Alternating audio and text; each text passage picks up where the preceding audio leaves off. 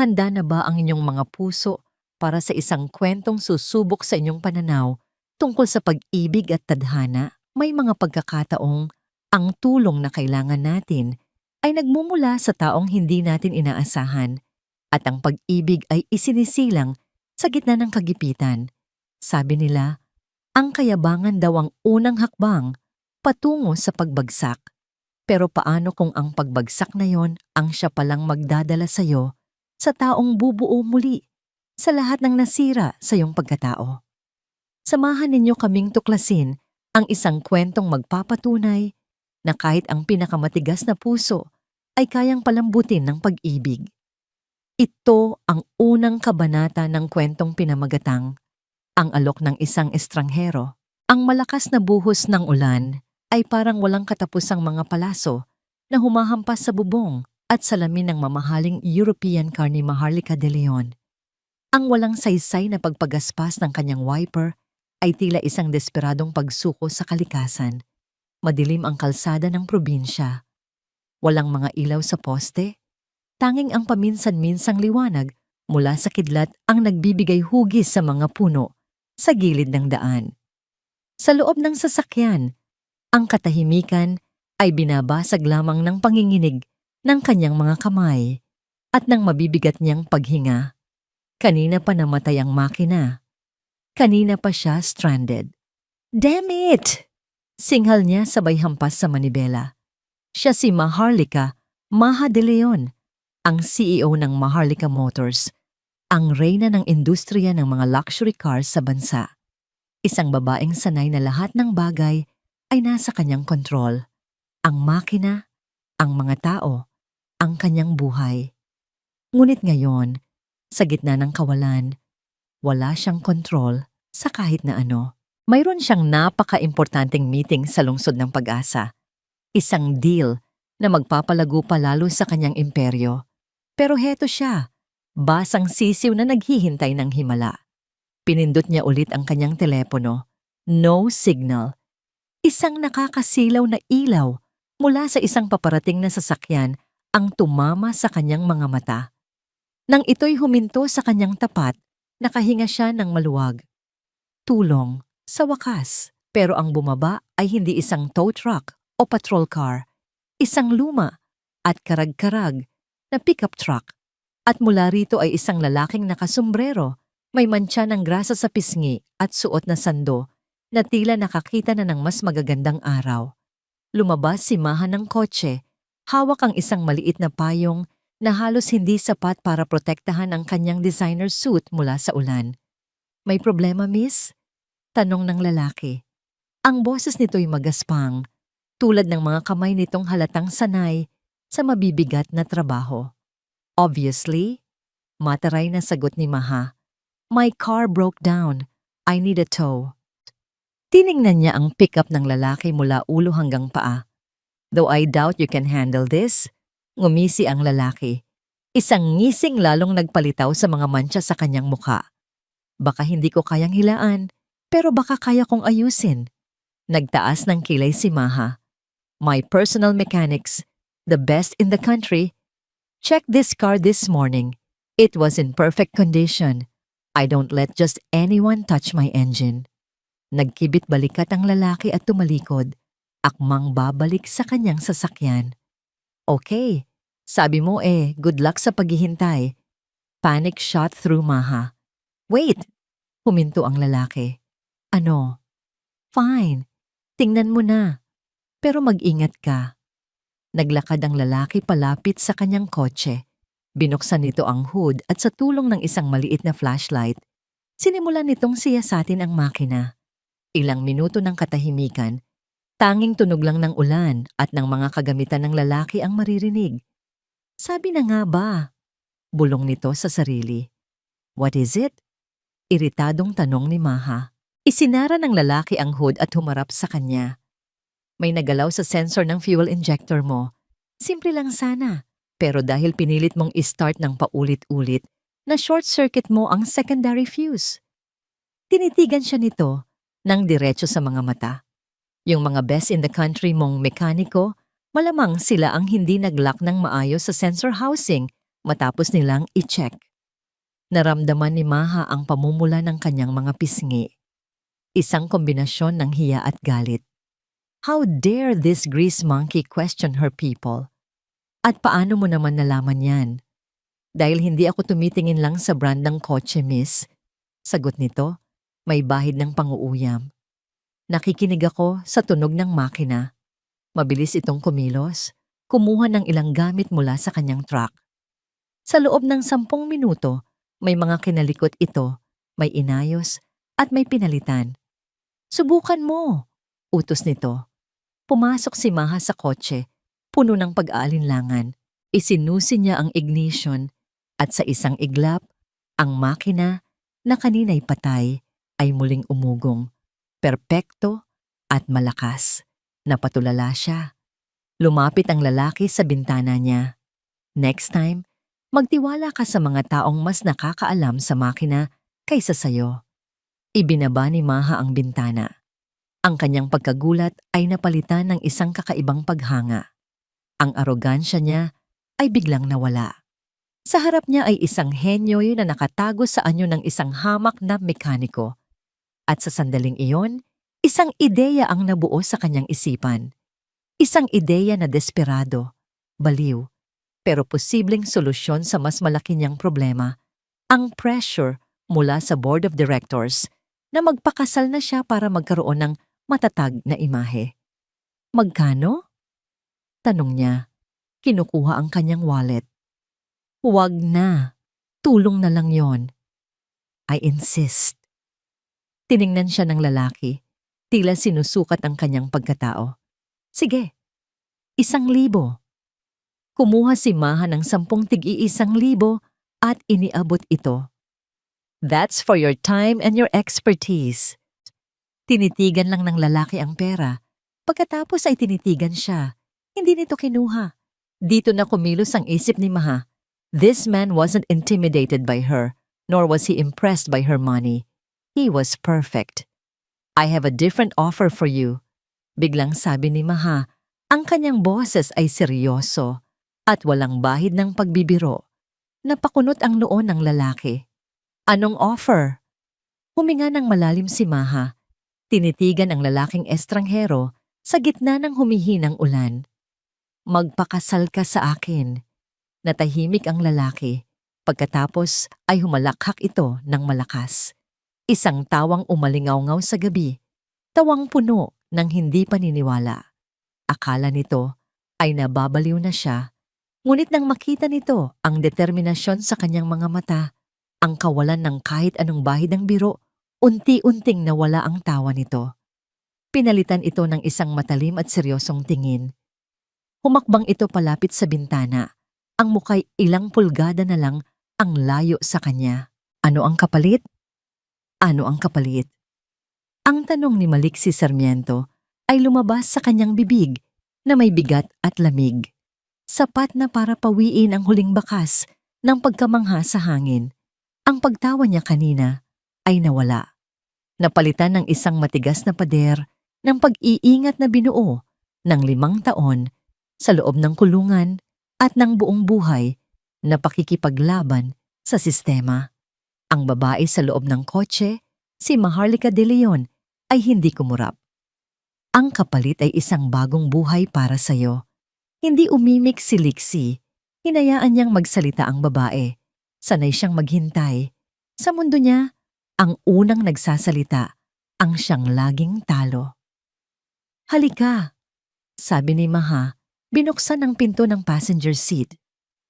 May malapit na kainan dito. Doon tayo mag-usap. Hindi ko kayang ipaliwanag ang lahat habang nakatayo tayo sa gitna ng daan. Nag-alinlangan si Liksi. Ang pumasok sa kotse ng isang estrangherong may alok na kasal ay tunog simula ng isang masamang kwento. Pero merong kung ano sa mga mata nito. Isang uri ng desperasyon na nakabalot sa bakal na determinasyon na pumukaw sa kanyang kuryosidad. Sa karinderya na lang malapit sa garahe ko, sabi niya, hindi ako bagay sa kung saan ka man kumakain. Tumangulang si Maha, tila walang pakialam sa lugar. Ang mahalaga ay ang usapan. Ang amoy ng bagong saing na kanin at piniritong isda ay sumalubong sa kanila sa maliit na karinderya. Umupo si Maha sa isang monoblock na upuan at kitang-kita ni Lixie ang bahagyang pag-aatubili nito. Ang kanyang mamahaling suit ay tila isang hiyaos sa gitna ng katahimikan ng simpleng lugar. Umorder si Lixie ng 2 kape. Nang ilapag ito ng matandang may-ari sa kanilang mesa, nagsimulang magpaliwanag si Maha. Kailangan ko ng asawa, diretsahang sabi niya. O mas tamang sabihin, kailangan ng imahe ko ng isang asawa. Ipinaliwanag niya ang tungkol sa board of directors, ang mga matatandang lalaki na hindi makapaniwala na kayang patakbuhin ng isang babaeng walang pamilya ang isang malaking kumpanya. Ipinaliwanag niya ang tungkol sa pressure, sa mga bulungan, at sa banta na kung hindi niya aayusin ang kanyang personal na buhay, maaaring tanggalin sa kanya ang kumpanyang ipinamana ng kanyang mga magulang. Isa itong business transaction, Mr. Sarmiento. Paglilinaw niya, isang kontrata. Magpapanggap tayong mag-asawa sa loob ng 1 taon. Susunod ka sa akin sa mga public appearance, ngingiti ka sa mga kamera, at aakto kang mapagmahal na kabiyak. Pagkatapos ng 1 taon, maghihiwalay tayo ng tahimik at bilang bayad. Huminto siya at kumuha ng isang sobre mula sa kanyang bag. Inilapag niya ito sa mesa. 5 milyong piso. Half now, half after the contract ends. Napatitig si Lixie sa sobre. 5 milyon. Ang perang iyon ay hindi lang makakapagpatayo ng bagong garahe ng Tiwala. Mabibilhan niya ng bahay si Tapat. Mabibigyan niya ito ng buhay na hindi na kailangang magtrabaho mula umaga hanggang gabi. Ito ang katuparan ng lahat ng pangarap nila. Pero ang alok ay galing sa isang tulad niya. Mayaman, makapangyarihan, ang uri ng mga taong nagtapon sa kanya sa bilangguan ng walang kalaban-laban. Bakit ako? Tanong ni Lixie. Ang boses ay walang emosyon sa dami ng lalaki sa mundo. Bakit isang mekaniko na ngayon mo lang nakilala? Dahil hindi ka humanga sa pera ko. Mabilis na sagot ni Maha. At hindi ka natakot sa akin. Kailangan ko ng isang taong kayang tumayo sa sarili niya. Hindi isang tuta na susunod-sunod lang. At higit sa lahat, tinitigan siya nito. Nakita ko kung paano mo ayusin ang kotse ko. You're a genius. At ang isang henyo, kahit anong suot niya, ay hindi kayang itago ang kanyang halaga. Kinuha ni Lixie ang sobre, hindi para tanggapin, kundi para itulak pabalik sa kanya. Pag-iisipan ko. Nababaliw ka na ba? Iyon ang unang sinabi ni Tapat Reyes nang marinig niya ang kwento. Nakaupo sila sa loob ng maliit at magulong opisina ng garahe ng Tiwala. Amoy grasa at bakal ang paligid. Si Tapat ang kanyang kaisa-isang kaibigan, ang kapatid na hindi niya kadugo. Ito ang nag-iisang taong dumalaw sa kanya sa kulungan, ang nag-iisang naniwala sa kanyang inosensya. Lixie, nakalimutan mo na ba? Dahil sa mga mayayamang, yan kaya ka nakulong. Ginamit ka nila. Itinapon na parang basura. Tapos ngayon, papasok ka ulit sa mundo nila. Para ano? Para sa pera. Para sa tin pot. Mahinang sagot ni Lixie. Para sa pangarap nating magkaroon ng sariling lugar na walang sinumang aapakan, alam mo kung gaano natin kailangan to. Pero hindi sa ganitong paraan, giit ni Tapat. Ang mga matay puno ng pag-aalala. May masamang kutob ako dito, Lix. Masyadong madali. Masyadong malaki ang pera. Laging may kapalit yan na hindi nababanggit sa usapan. Tumayo si Lixie at tumingin sa labas. Pinanood ang mga sasakyang dumadaan. Ang mga salita ni Tapat ay tumatagos sa kanya dahil totoo ang mga yon. Ang kanyang katawan ay naglalaman pa rin ng mga alaala, ng malamig na selda, ng mga tingin na mapanghusga. Ngunit nakita rin niya ang pagod sa mga mata ni Tapat, ang kalyo sa mga kamay nito. Nakita niya ang pagkakataong makabawi sa lahat ng nawala sa kanila. Ang pag-aalinlangan ay nakikipagbuno sa pag-asa sa loob ng kanyang dibdib. Kinuha niya ang kanyang telepono at tinaype ang numero ni Maha. Pumapayag ako, sabi niya nang sagutin nito ang tawag. Pero sa isang kondisyon, abogado ko ang gagawa ng kontrata. Ang opisina ng abogado ay malamig at tahimik, isang mundong malayo sa ingay ng garahe. Naroon si Maha sa kanyang karaniwang postura, tuwid, kalmado at may kontrol. Naroon din si Lixie kasama ang isang public attorney na inirekomenda ni Tapat. Binasa ng abogado ni Lixie ang mga tsaukwan na inihanda nila. Clause number 1. The marriage will be contractual, lasting for a period of 1 year. Clause number 2. The relationship is to remain strictly platonic. There will be no physical intimacy beyond what is required for public appearances. Clause number 3. Mr. Sarmiento will attend all designated corporate and social events. A schedule will be provided weekly. Clause number 4. A strict non-disclosure agreement will be in effect. Any breach of contract regarding the nature of the marriage will result in the forfeiture of the final payment and legal action. Idinagdag ng abogado ni Lixie ang sarili nilang tsaukwan. At idinadagdag namin na anumang utang o obligasyong pinansyal ni Ms. De Leon ay mananatiling sa kanya lamang at hindi pananagutan ni Mr. Sarmiento. Tumango si Maha. Acceptable. Inilatag ang 2 kopya ng kontrata sa malaking mahogany na mesa. Isang kasunduan na may selyo, hindi ng pag-ibig, kundi ng pangangailangan at desperasyon. Kinuha ni Maha ang pluma at pumirma nang walang pag-aalinlangan. Pagkatapos ay inilahad ito kay Lixie. Tinitigan niya ang papel. Ito na yon. Ang pagpasok muli sa mundo na halos sumira sa kanya. Para sa isang sandali, nag-flashback sa kanyang isipan ang rehas na bakal.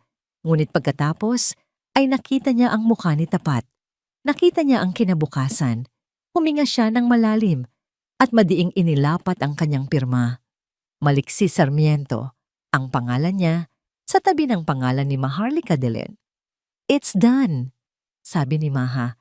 Isang bahagyang ginhawa ang maririnig sa kanyang boses.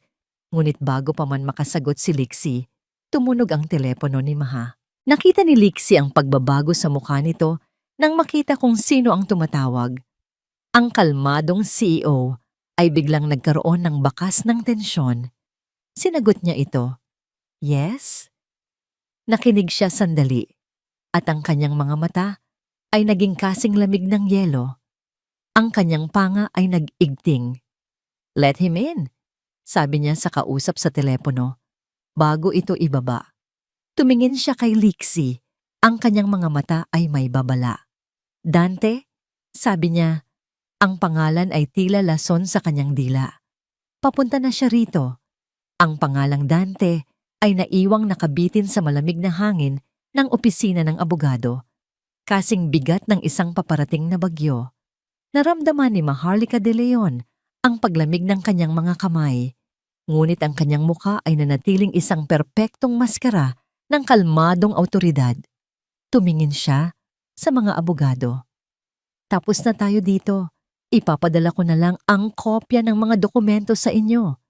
Iyon ay isang utos, hindi isang mungkahi. Mabilis na nagligpit ng gamit ang 2 abogado. Naramdaman ang biglaang pagbabago ng tensyon sa silid. Sa isang iglap, naiwan ang 3. Si Maha, si Lixie, at ang multo ng lalaking paparating. Dito tayo sa opisina ko, sabi ni Maha kay Lixie. Ang boses niya ay mahina, ngunit matatag. Ano man ang mangyari, ano man ang sabihin niya, sumabay ka lang sa akin. Huwag kang magsasalita, maliban kung kinakailangan. Understood? Tumingin si Lixie sa kanya. Ang mga mata ay kalmado ngunit mapanuri. Tumango lang ito, isang beses. Ang tahimik na pagsang-ayon na yon ay nagbigay kay Maha ng kakaibang kapanatagan. Pagpasok nila sa kanyang malawak na CEO office na may floor-to-ceiling glass windows na tanaw ang buong lungsod ng Pag-asa, narinig nila ang mahinang katok sa pinto. Bumukas ito at pumasok ang isang lalaking tila kinuha mula sa pabalat ng isang business magazine. Si, si Dante Silang ay nakasuot ng isang Italian suit na tila isinukat para lamang sa kanya. May dala siyang isang buke ng mga puting rosas at isang ngiti na kasing kinis ng kanyang mamahaling sapatos. Ngunit alam ni Maha ang tunay na anyo sa likod ng ngiting iyon. "Maha, my love," sabi ni Dante. Ang boses ay malambing ngunit may pag-aari. "I was in the neighborhood. I thought I'd surprise you." Hindi niya pa napapansin si Lixie na tahimik na nakatayo sa gilid. "Dante," sagot ni Maha. Ang kanyang boses ay walang anumang init. "You should have called. I'm busy." "You're always busy," malambing na sabi ni Dante, papalapit sa kanya. "That's why you need someone to remind you to breathe." Akma siyang hahalik sa pisngi ni Maha, ngunit marahan siyang umiwas. Doon lang napunta ang tingin ni Dante kay Lixie. Tiningnan niya ito mula ulo hanggang paa. Ang simpleng pantalon, ang murang sapatos, ang mga kamay na may kalyo.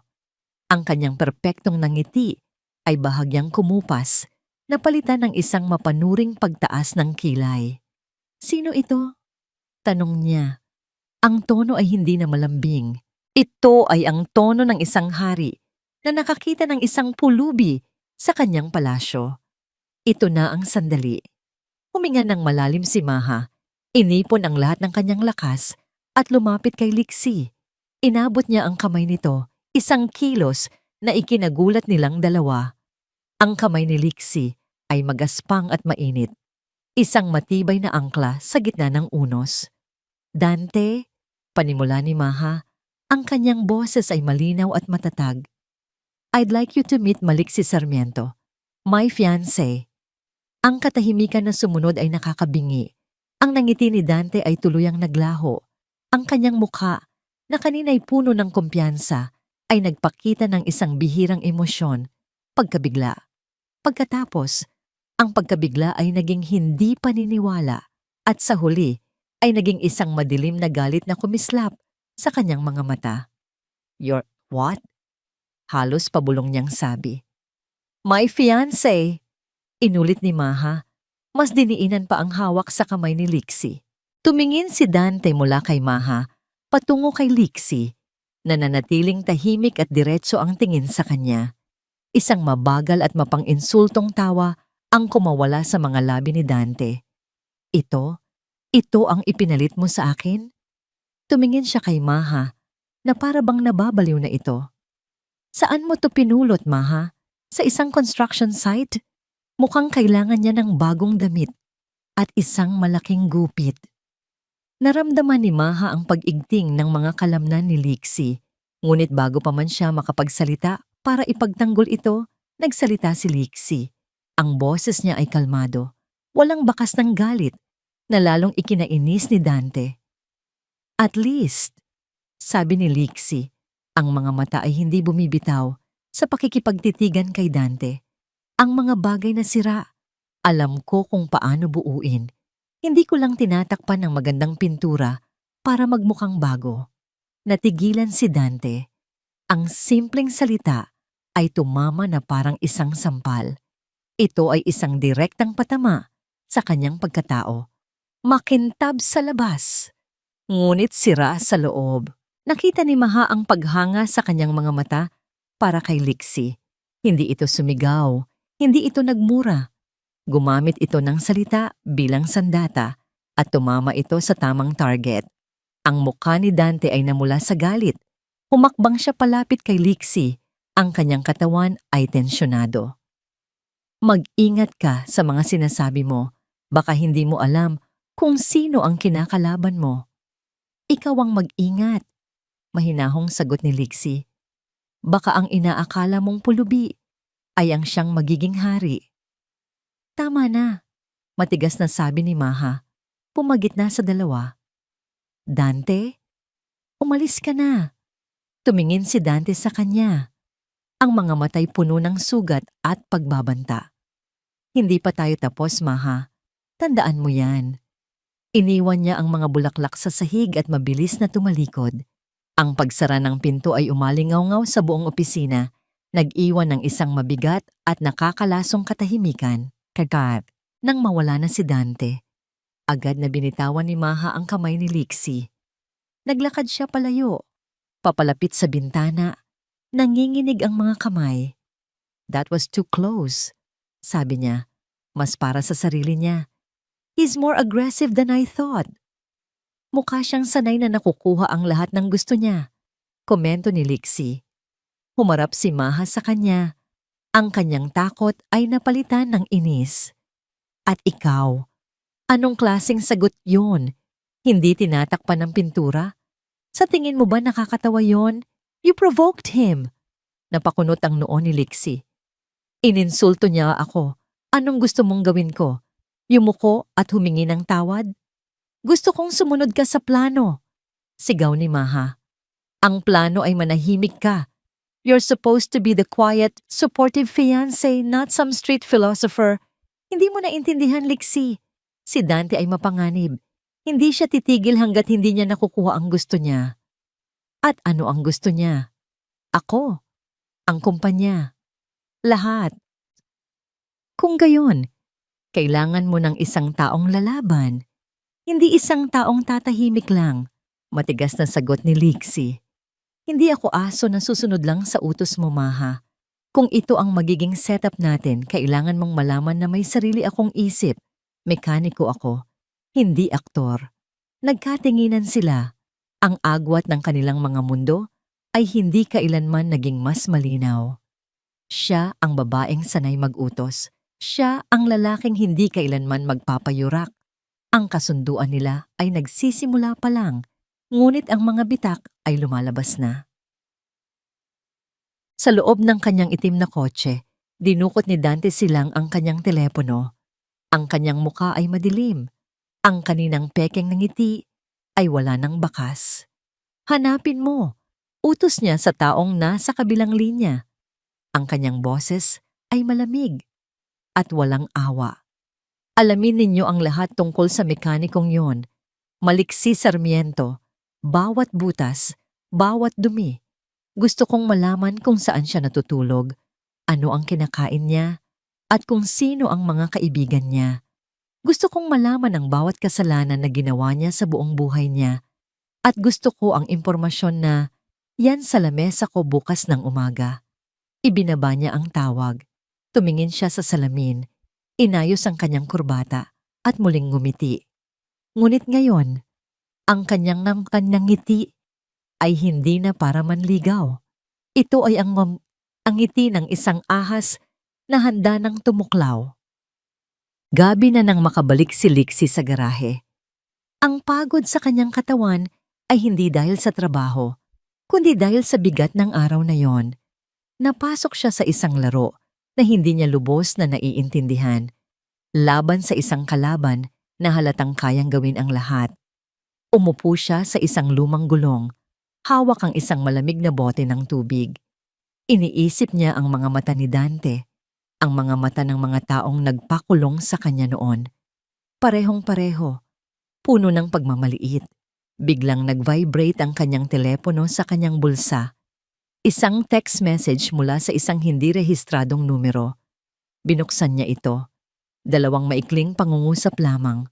Ngunit sapat na yon para manlamig ang kanyang dugo at bumalik ang lahat ng multo ng kahapon. Ang mensahe, alam ko kung sino ka, alam ko ang ginawa mo. Ang mga salitang alam ko kung sino ka, alam ko ang ginawa mo, ay tila bakal na nakatatak sa isipan ni Maliksi Sarmiento. Buong gabi, ang text message na yon ay parang isang multo na bumubulong sa kanyang tainga. Nagpapaalala sa kanya na ang nakaraan ay hindi kailanman tuluyang naililibing. Sino ang nagpadala? Isang tauhan ni Dante? O isang taong mula sa kanyang nakaraan na biglang nagparamdam? Ano man ito, isa lang ang sigurado. Ang pagpasok niya sa buhay ni Maharlika de Leon ay naglagay ng isang malaking target sa kanyang likod. Kinabukasan, habang abala siya sa pag-aayos ng isang lumang makina, isang makintab at itim na sedan ang huminto sa tapat ng garahe ng Tiwala. Bumaba mula rito si Maha. Suot ang isang matalim na business suit. Tila isang agila na bumisita sa pugad ng mga maya. May pupuntahan tayo, sabi niya, walang anumang pambungad. May charity ball ang kumpanya sa Sabado ng gabi. Kailangan nandoon ang aking fiancé. Tiningnan siya ni Lixie mula ulo hanggang paa. Pagkatapos ay itinuon ang tingin sa sarili niyang damit na puno ng mantsa ng grasa. Sa tingin ko, wala akong isusuot. At para dyan, alam ko, sagot ni Maha walang emosyon. Kaya nga tayo alis ngayon. We're going shopping. Ang lugar na pinuntahan nila ay hindi isang department store. Isa itong high-end boutique na may sariling valet at isang gwardiyang nakatingin sa suot ni Lixie na para bang isa siyang magnanakaw. Sa loob, ang mga damit ay nakasabit na parang mga piraso ng sining.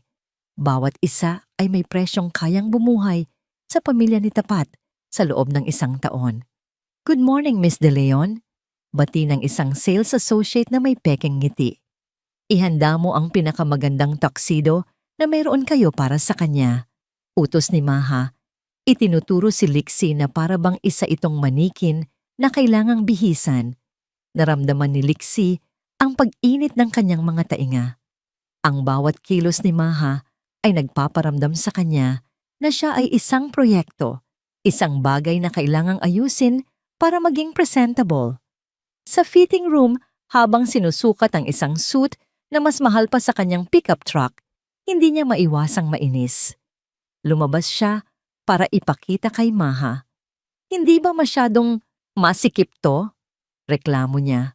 Tiningnan siya ni Maha. Hindi ang damit, kundi ang paraan ng pagtayo niya. Lumapit ito.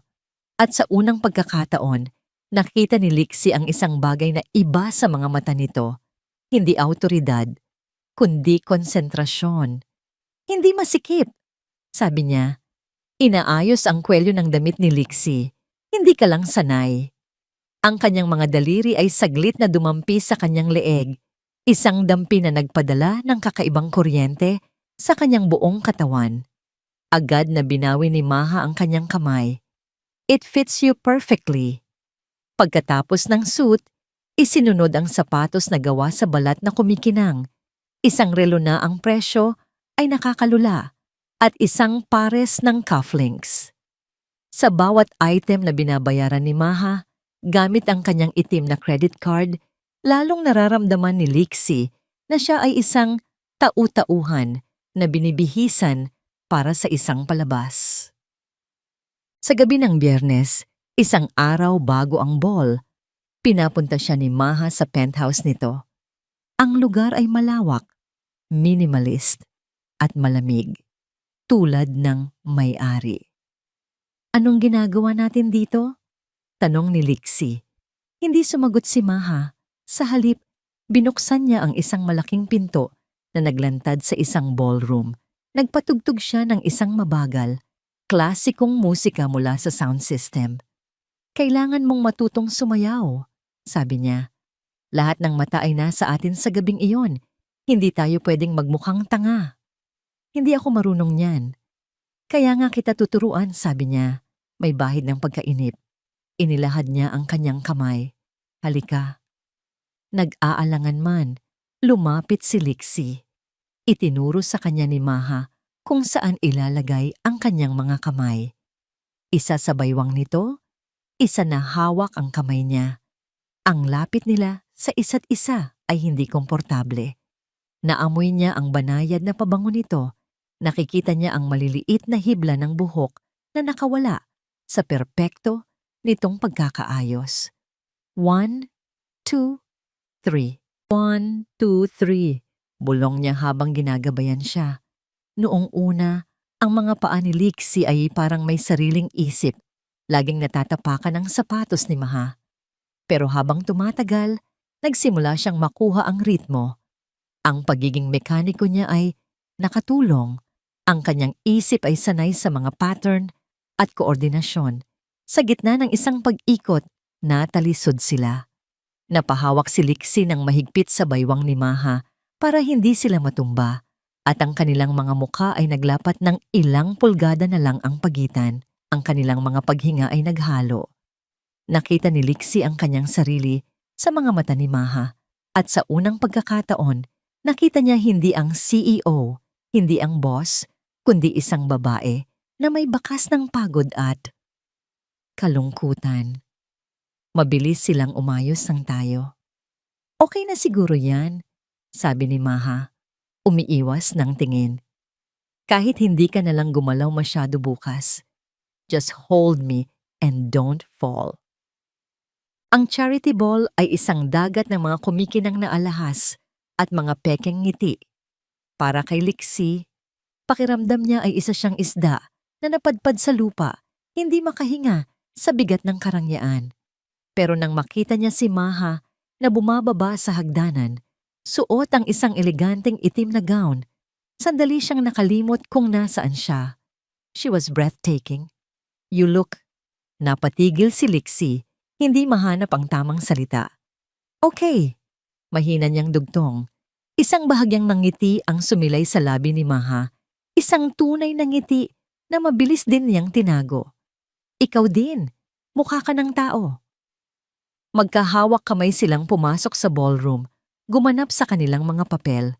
Ngumiti si Lixie sa mga taong hindi niya kilala. Tumango sa mga usapang hindi niya maintindihan. Sa gitna ng gabi, napansin ni Lixie ang isang matabang negosyante na palaging lumalapit kay Maha.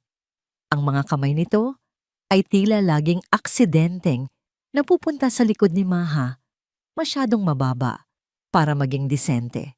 Nakita ni Lixie ang pagkainis sa mukha ni Maha, ngunit pinipilit niya itong nangitian dahil isa ito sa mga malaking investor ng kumpanya.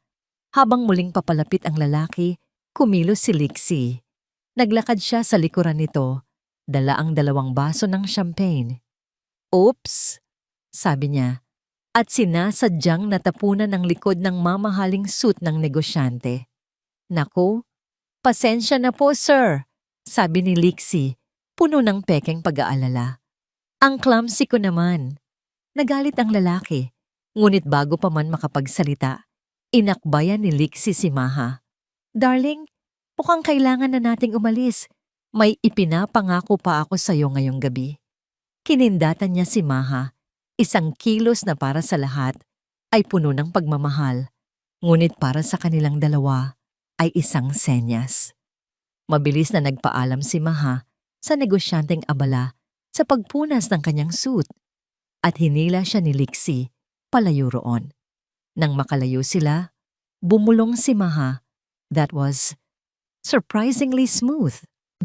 Parte ng kontrata, sagot ni Lixie, kahit alam niyang ginawa niya iyon hindi dahil sa kontrata, kundi dahil ayaw niyang makitang binabastos ito. Nang matapos ang gabi, pareho na silang pagod. Habang naglalakad sila palabas, biglang nawalan ng balanse si Maha. Tila bibigay na ang kanyang mga tuhod dahil sa pagod at sa taas ng kanyang takong. Bago pa man siya bumagsak, mabilis siyang nasalo ni Lixie. Hawak niya ito sa kanyang mga braso. Ang ulo nito ay nakasandal sa kanyang dibdib. Muli, nagtagpo ang kanilang mga mata. Sa pagkakataong ito, wala nang pagkukunwari, tanging pagod, pasasalamat, at isang emosyong hindi pa nila kayang pangalanan. Salamat. Halos pabulong na, sabi ni Maha. Sa biyahe pauwi, tahimik lang ang kotse. Si Lixie ang nagmamaneho. Sa sobrang pagod, hindi na malaya ni Maha na nakatulog na pala siya. Ang kanyang ulo ay dahan-dahang sumandal sa balikat ni Lixie. Naramdaman ni Lixie ang bigat nito, ang init ng hininga nito sa kanyang leeg. Tumingin siya sa natutulog na mukha ni Maha. Wala ang matigas na panga, wala ang matalim na tingin. Ang naroon ay isang mukhang payapa, halos inosente. Itinaas niya ang kanyang kamay, at sa isang kilos na hindi niya pinag-isipan, marahan niyang inalis ang isang hibla ng buhok na tumatakip sa mukha nito.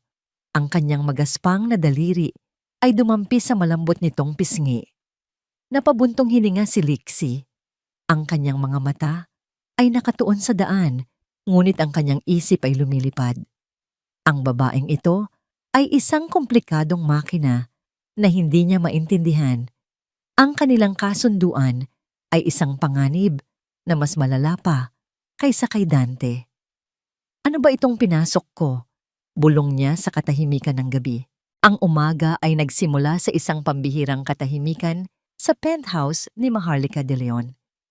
Ang sinag ng araw na tumatagos sa salaming bintana ay nag-iwan ng gintong guhit sa sahig na gawa sa marmol.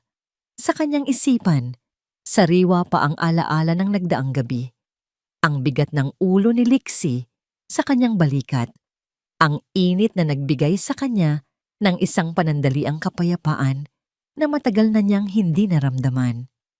Isang bahagi niya ang nagsasabing isa itong pagkakamali. Isang malaking pagkakamali. Ngunit ang isa pang bahagi, isang maliit at halos walang boses na bahagi, ay nagpapasalamat sa presensya ng lalaking iyon. Habang nagtitimpla siya ng kape, ang katahimikan ay biglang sinira ng isang tunog.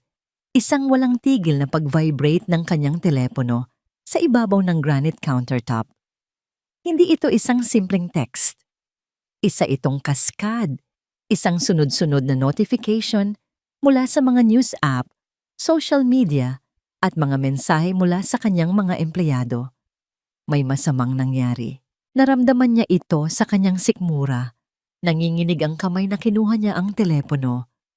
Ang unang bumungad sa kanya ay ang headline mula sa pinakamalaking online news portal sa bansa. Ang mga letra ay tila tumatalon mula sa screen.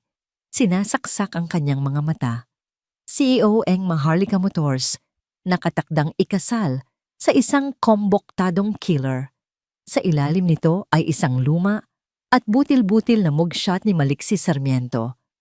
Ang kanyang mukha ay mas bata, mas payat. Ngunit ang mga mata ay pareho, matigas at walang emosyon. Kalakip ng artikulo ang mga detalye ng kanyang kaso. Vehicular manslaughter, 5 taon sa bilibid, at mga panayam mula sa pamilya ng biktima na tinatawag siyang isang halimaw.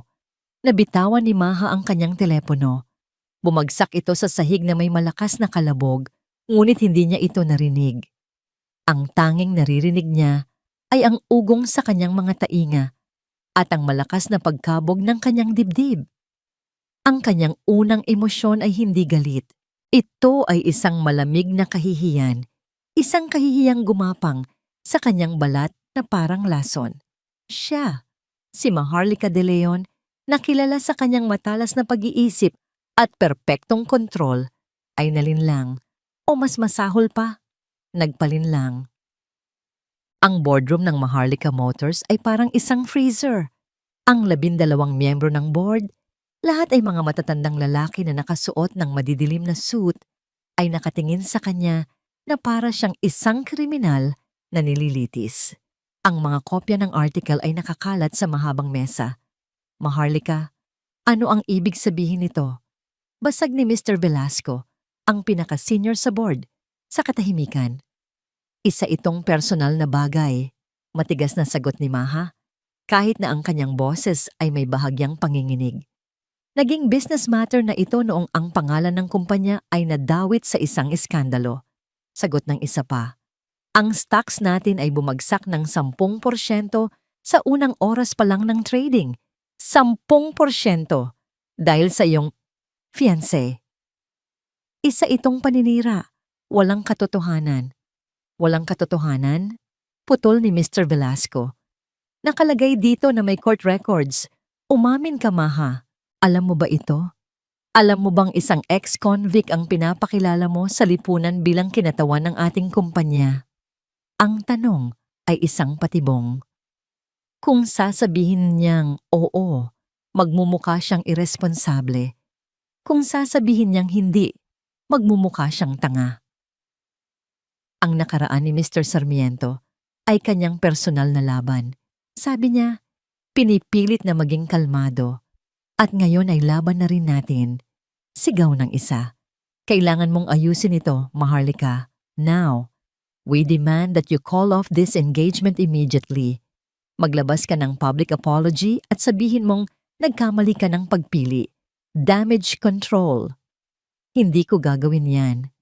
Kung gayon, sabi ni Mr. Velasco, ang kanyang boses ay malamig at pinal, mapipilitan ng board na magpatawag ng isang emergency meeting para pag-usapan ang iyong posisyon bilang CEO. The choice is yours, Maha. Ang lalaking yan o ang kumpanyang iniwan sa'yo ng iyong ama. Parang bagyo si Maha nang dumating sa garahe ng Tiwala. Naabutan niya si Lixie na nakayuko sa isang makina, abala, at walang kamalay-malay sa kaguluhang nilikha ng kanyang nakaraan. Totoo ba? Bungad ni Maha. Ang kanyang boses ay nanginginig sa pinaghalong galit at sakit. Itinaas ni Lixie ang kanyang ulo. Nakita niya ang gulo sa mga mata ni Maha, ang hawak nitong telepono. Agad niyang naintindihan. Ang pag-asa sa kanyang mga mata ay napalitan ng isang pamilyar na kapaitan. Ibinaba niya ang kanyang mga gamit. Dahan-dahan. Ang alin doon? Malamig niyang tanong. Na nakulong ako? O na-killer ako? Lahat! Sigaw ni Maha. Vehicular manslaughter, Lixie. Bakit hindi mo sinabi sa akin? Pinagmukha mo akong tanga. Tumawa si Lixie. Ngunit ang tawa ay walang saya. Ito ay puno ng sakit. Bakit? Tatanungin mo ba? Sa tingin mo ba? Kung sinabi ko sa'yo sa unang araw pa lang na, "Hi, ako si Lixie, isang mekaniko at ex-convict," iaalok mo pa rin sa akin ang kasal na yan. Natahimik si Maha. Hindi, di ba? Pagpapatuloy ni Lixie, ang boses ay tumataas. Dahil ang tingin ninyong mga mayayaman sa mga taong tulad ko ay pare-pareho lang, mga basura, mga kriminal.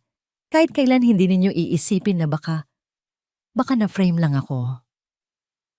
Then explain it to me, desperadong sabi ni Maha. Make me understand. Tumingin si Lixie sa malayo. Ang kanyang mga mata ay nagbalik sa isang madilim na lugar sa kanyang alaala.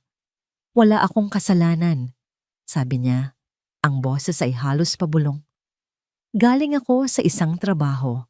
Isang kotse ang biglang sumulpot mula sa kung saan. Mabilis ang takbo. Iniwasan ko. Bumangga ako sa puno. Pero ang kotseng iyon ang nakabangga sa isang pedestrian. Ang problema, pagdating ng mga pulis, ako na lang ang nandoon. Ang driver ng kabilang kotse, naglaho na parang bula. Ang mga testimonya, lahat laban sa akin. Ang public attorney ko, walang nagawa. 5 taon. 5 taon sa impyerno para sa kasalanang hindi ko ginawa. Tinitigan ni Maha ang kanyang mga mata, hinahanap ang kahit anong bakas ng pagsisinungaling. Ang nakita niya lang ay isang malalim na sakit at isang galit na matagal nang kinikimkim. Bago pa man siya makasagot, tumunog ang kanyang telepono. Nakarehistro ang pangalan. Dante Silang. Sinagot niya ito. Maha, my love, nakita ko ang balita. Sabi ni Dante sa kabilang linya, ang kanyang boses ay puno ng pekeng pag-aalala. I'm so sorry you have to go through this. Kung kailangan mo ng kahit ano, nandito lang ako. I can make this all go away. Just say the word. Naramdaman ni Maha ang pag-akyat ng apdo sa kanyang lalamunan. Ang ahas. Ang ahas na nag-alok ng lason at ngayon ay nag-aalok ng lunas. Huwag mo akong tatawagan ulit, mariin niyang sabi at pinatay ang tawag. Ang kanyang pag-aalinlangan ay dahan-dahang napalitan ng isang bagay na mas matibay. Galit. Galit hindi kay Lixie, kundi sa sistema, kay Dante, at sa sarili niya dahil sa pagdududa. Tumingin siya kay Lixie na nakatingin sa kanya, naghihintay ng hatol. Ang kanyang isip ay naglalaban. Sa isang panig ay ang kanyang kumpanya, ang kanyang legacy. Sa kabilang panig ay ang lalaking ito, isang estranghero na may madilim na nakaraan, ngunit may mga matang nagsasabi ng katotohanan. Gumawa siya ng desisyon. Dinukot niya ang kanyang telepono at tinawagan si Lixie. Hindi ang kanyang numero, kundi ang burner phone na ibinigay niya rito para sa kanilang komunikasyon. Nang sagutin ito ni Lixie, Ang boses ni Maha ay kalmado na, ngunit may lamig na nakakapaso. Magkita tayo bukas ng umaga, sabi niya. May press conference. Hindi na niya hinintay ang sagot nito. Ibinaba niya ang tawag.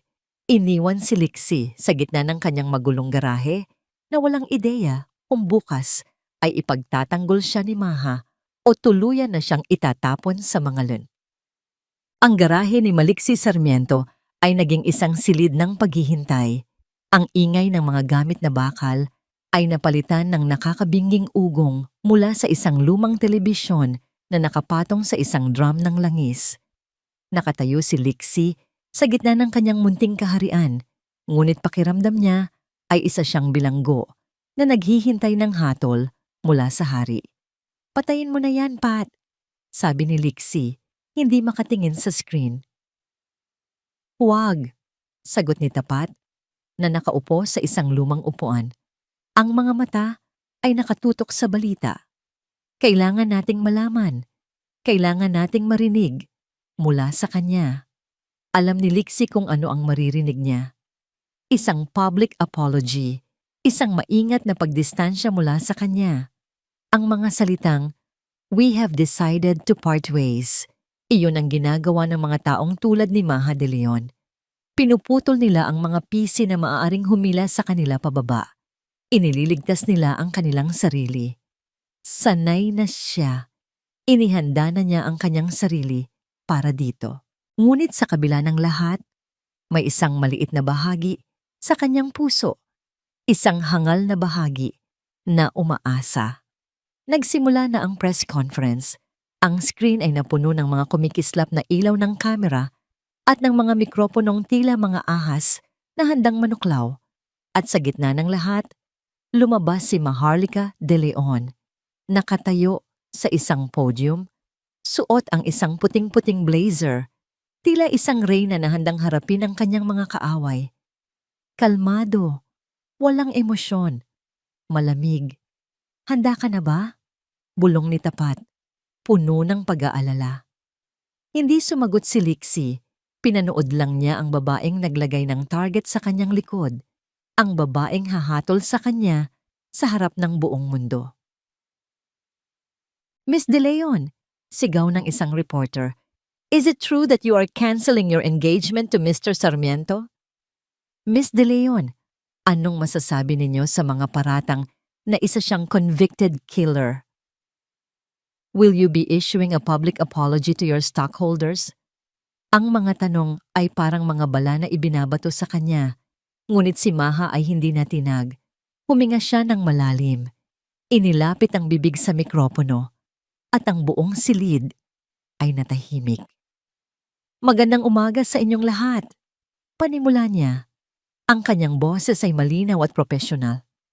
Inilabas ang isang artikulo kahapon na naglalaman ng mga seryosong akusasyon laban sa aking fiancé, si G. Maliksi Sarmiento. Tinatanggap ko na ang balitang ito ay nagdulot ng pag-aalala sa aming mga kliyente, kasosyo at mga stockholder. Ang Maharlika Motors ay isang kumpanyang binuo sa pundasyon ng tiwala at integridad. Napapikit si Lixie. Heto na, ang simula ng pagtalikod. Ngunit, pagpapatuloy ni Maha at sa isang salitang iyon, nagbago ang lahat. Ang kanyang professional na tono ay biglang nagkaroon ng personal na bigat. Nag-angat ng tingin si Lixie. Hindi lang ako CEO, sabi ni Maha.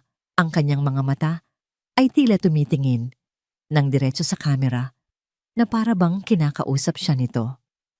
Ako ay isang tao, isang babae, at ang babaeng ito ay naniniwala sa pangalawang pagkakataon, naniniwala sa katarungan, at higit sa lahat, naniniwala ako sa kanya. Halos mapaatras si Lixie sa kanyang narinig. Si Tapat ay napanganga. Oo, totoo ang mga nakasulat. Matapang na pag-amin ni Maha. Si Maliksi Sarmiento ay nakulong. Ngunit ang hindi isinulat sa artikulong iyon ay ang buong katotohanan. Ang katotohanang may mga butas sa kanyang kaso. Ang katotohanang may mga tanong na hindi nasagot. Ang katotohanang maaaring Ang hustisya ay hindi naging bulag, kundi ito ay sadyang piniringan. Ang mga reporter ay natigilan, ang kanilang mga panulat ay huminto sa ere. Hindi ko kinakansela ang aming engagement, mariing deklara ni Maha. Ang kanyang boses ay umalingaw-ngaw sa buong silid. Sa katunayan, lalo pa itong pinatitibay. Dahil simula ngayon, hindi na lang ito tungkol sa aming dalawa. Ito ay tungkol sa paghahanap ng katotohanan. Bilang CEO ng Maharlika Motors, tinitiyak ko sa inyo na ang aming kumpanya ay mananatiling matatag. Ngunit bilang fiancé ni Maliksi, tinitiyak ko sa kanya at sa inyong lahat na hindi ako titigil hanggat hindi namin nalilinis ang kanyang pangalan at nahahanap ang tunay na may sala. Tumingin siya muli sa kamera at sa pagkakataong ito, nakita ni Liksi ang luhang namumuo sa gilid ng kanyang mga mata. I believe in his innocence, sabi niya, and I will stand by him. Pagkatapos noon, tumalikod si Maha at umalis sa podium. Iniwan ang isang silid na puno ng mga taong hindi makapaniwala. Sa garahe, tanging ang tunog ng telebisyon ang maririnig. Dahan-dahang tumulo ang isang luha mula sa mata ni Liksi. Isang luha na matagal na niyang hindi pinakawalan. Sa loob ng 5 taon, walang naniwala sa kanya. Sa loob ng 5 taon, mag-isa niyang pinasan ang bigat ng isang kasalanang hindi niya ginawa. Ngayon, ang pinakamakapangyarihang babae na kilala niya ay isinigaw sa buong mundo na naniniwala ito sa kanya. Liksi, mahinang sabi ni Tapat, namamangha. Ginawa niya. Sa kanyang opisina sa itaas ng lungsod, ibinato ni Dante Silang ang isang babasaging baso sa pader. Nababasag ito sa libu-libong piraso, tulad ng kanyang plano. Tanga! Sigaw niya sa kawalan. Anong ginagawa mo, Maharlika? Dapat ay itatapon mo siya. Dapat ay babalik ka sa akin. Ang kanyang mukha ay nabalot ng galit na hindi na maitago. Ang babaeng inaakala niyang hawak niya sa leeg ay hindi lamang kumawala. Kinalaban pa siya nito. At ang pinakamasakit sa lahat, ipinagtanggol nito ang isang hamak na mekaniko. Isang ex-convict. Ito ay hindi na lang isang laro ng negosyo. Naging personal na ito. Hindi na nag-isip si Liksi. Kinuha niya ang susi ng kanyang pickup at nagmaneho na parang hinahabol ng demonyo. Hindi niya alam kung saan siya pupunta. Ngunit ang kanyang mga kamay ay kusa siyang dinala patungo sa turing salamin ng Maharlika Motors. Hindi na siya dumaan sa security. Tumakbo siya papasok sa elevator. Hindi pinapansin ang mga tingin ng mga empleyado. Pagdating niya sa opisina ni Maha, naabutan niya itong nakatayo malapit sa bintana, nakatalikod sa pinto, tinitingnan ang syudad sa ibaba. Mukha itong pagod, mukha itong mag-isa. Dahan-dahan siyang lumapit. Narinig ni Maha ang kanyang mga yabag at lumingon ito. Ang kanilang mga mata ay nagtagpo. Walang salita. Hindi kailangan. Sa mga mata ni Maha, nakita ni Liksi ang tapang at takot na magkahalo. Sa mga mata ni Liksi, nakita ni Maha ang isang pasasalamat na hindi kayang sabihin ng mga salita. Sa ilang mabilis na hakbang, tinawid ni Liksi ang pagitan nilang dalawa. At ginawa niya ang isang bagay na wala sa kanilang kontrata. Niyakap niya ito. Niyakap niya si Maha ng mahigpit na para bang ito ang tanging bagay na totoo sa isang mundong puno ng kasinungalingan. Noong una, nanigas ang katawan ni Maha sa gulat. Ngunit pagkatapos ng ilang sandali, naramdaman ni Liksi ang pag-relax nito. Gumanti ito ng yakap. Ang mga kamay ay kumapit sa kanyang likod. Ibinaon ang mukha sa kanyang dibdib. Walang nagsalita. Ang tanging maririnig ay ang kanilang mga paghinga at ang tahimik na pagtibok ng dalawang pusong nagsisimula ng tumibok para sa isa't isa. Sa sandaling iyon, hindi sila ang CEO at ang mekaniko. Sila ay 2 taong sinalanta ng bagyo na natagpuan ang kanlungan sa bisig ng isa't isa. Nang sila'y maghiwalay, tumunog ang telepono ni Liksi. Sa pagkakataong ito, hindi ito isang text message na may pagbabanta, isang tawag mula kay Tapat. Sinagot niya ito. Lixie, sabi ni Tapat sa kabilang linya. Ang boses ay hindi mapakali, puno ng excitement. Lixie, may nahanap ako sa mga lumang papeles mo. Yung mga dokumento ng kaso mo na itinago ko, isang detalye tungkol sa kotse. Hindi ito tugma. Ang yakap ay naputol, ngunit ang init nito ay nanatili. Isang hindi nakikitang koneksyon sa pagitan ni Lixie at Maharlika. Ang tawag ni Tapat ay parang isang batong ibinato sa isang tahimik na lawa. Lumilikha ng mga alon na babago sa direksyon ng lahat. Anong hindi tugma? Tanong ni Lixie sa telepono. Habang ang mga mata ni Maha ay nakatuon sa kanya, puno ng pagtatanong. Nagmadali silang bumalik sa garahe ng tiwala. Ang lugar na dati simbolo ng simpleng pamumuhay ni Lixie ay biglang naging sentro ng isang mapanganib na investigasyon. Sa ibabaw ng isang mesang yari sa metal, nakakalat ang mga luma at naninilaw na dokumento, mga police report, mga testimonya, mga litrato mula sa crime scene. Ito ang mga labi ng 5 taon ng buhay ni Lixie na itinago ni Tapat. Ito, sabi ni Tapat. Itinuturo ang isang kopya ng report kung saan nakalista ang detalye ng sasakyan ni Lixie. At ito naman, sabi niya, inilalabas ang orihinal na registration paper ng pickup ni Lixie. Tingnan ninyo ang Vehicle Identification Number, ang VIN. Tumingin si Maha. Bilang CEO ng isang car company, kabisado niya ang kahalagahan ng 17 digit na yon. Ito ang fingerprint ng isang sasakyan. Magkapareho naman, sabi ni Maha.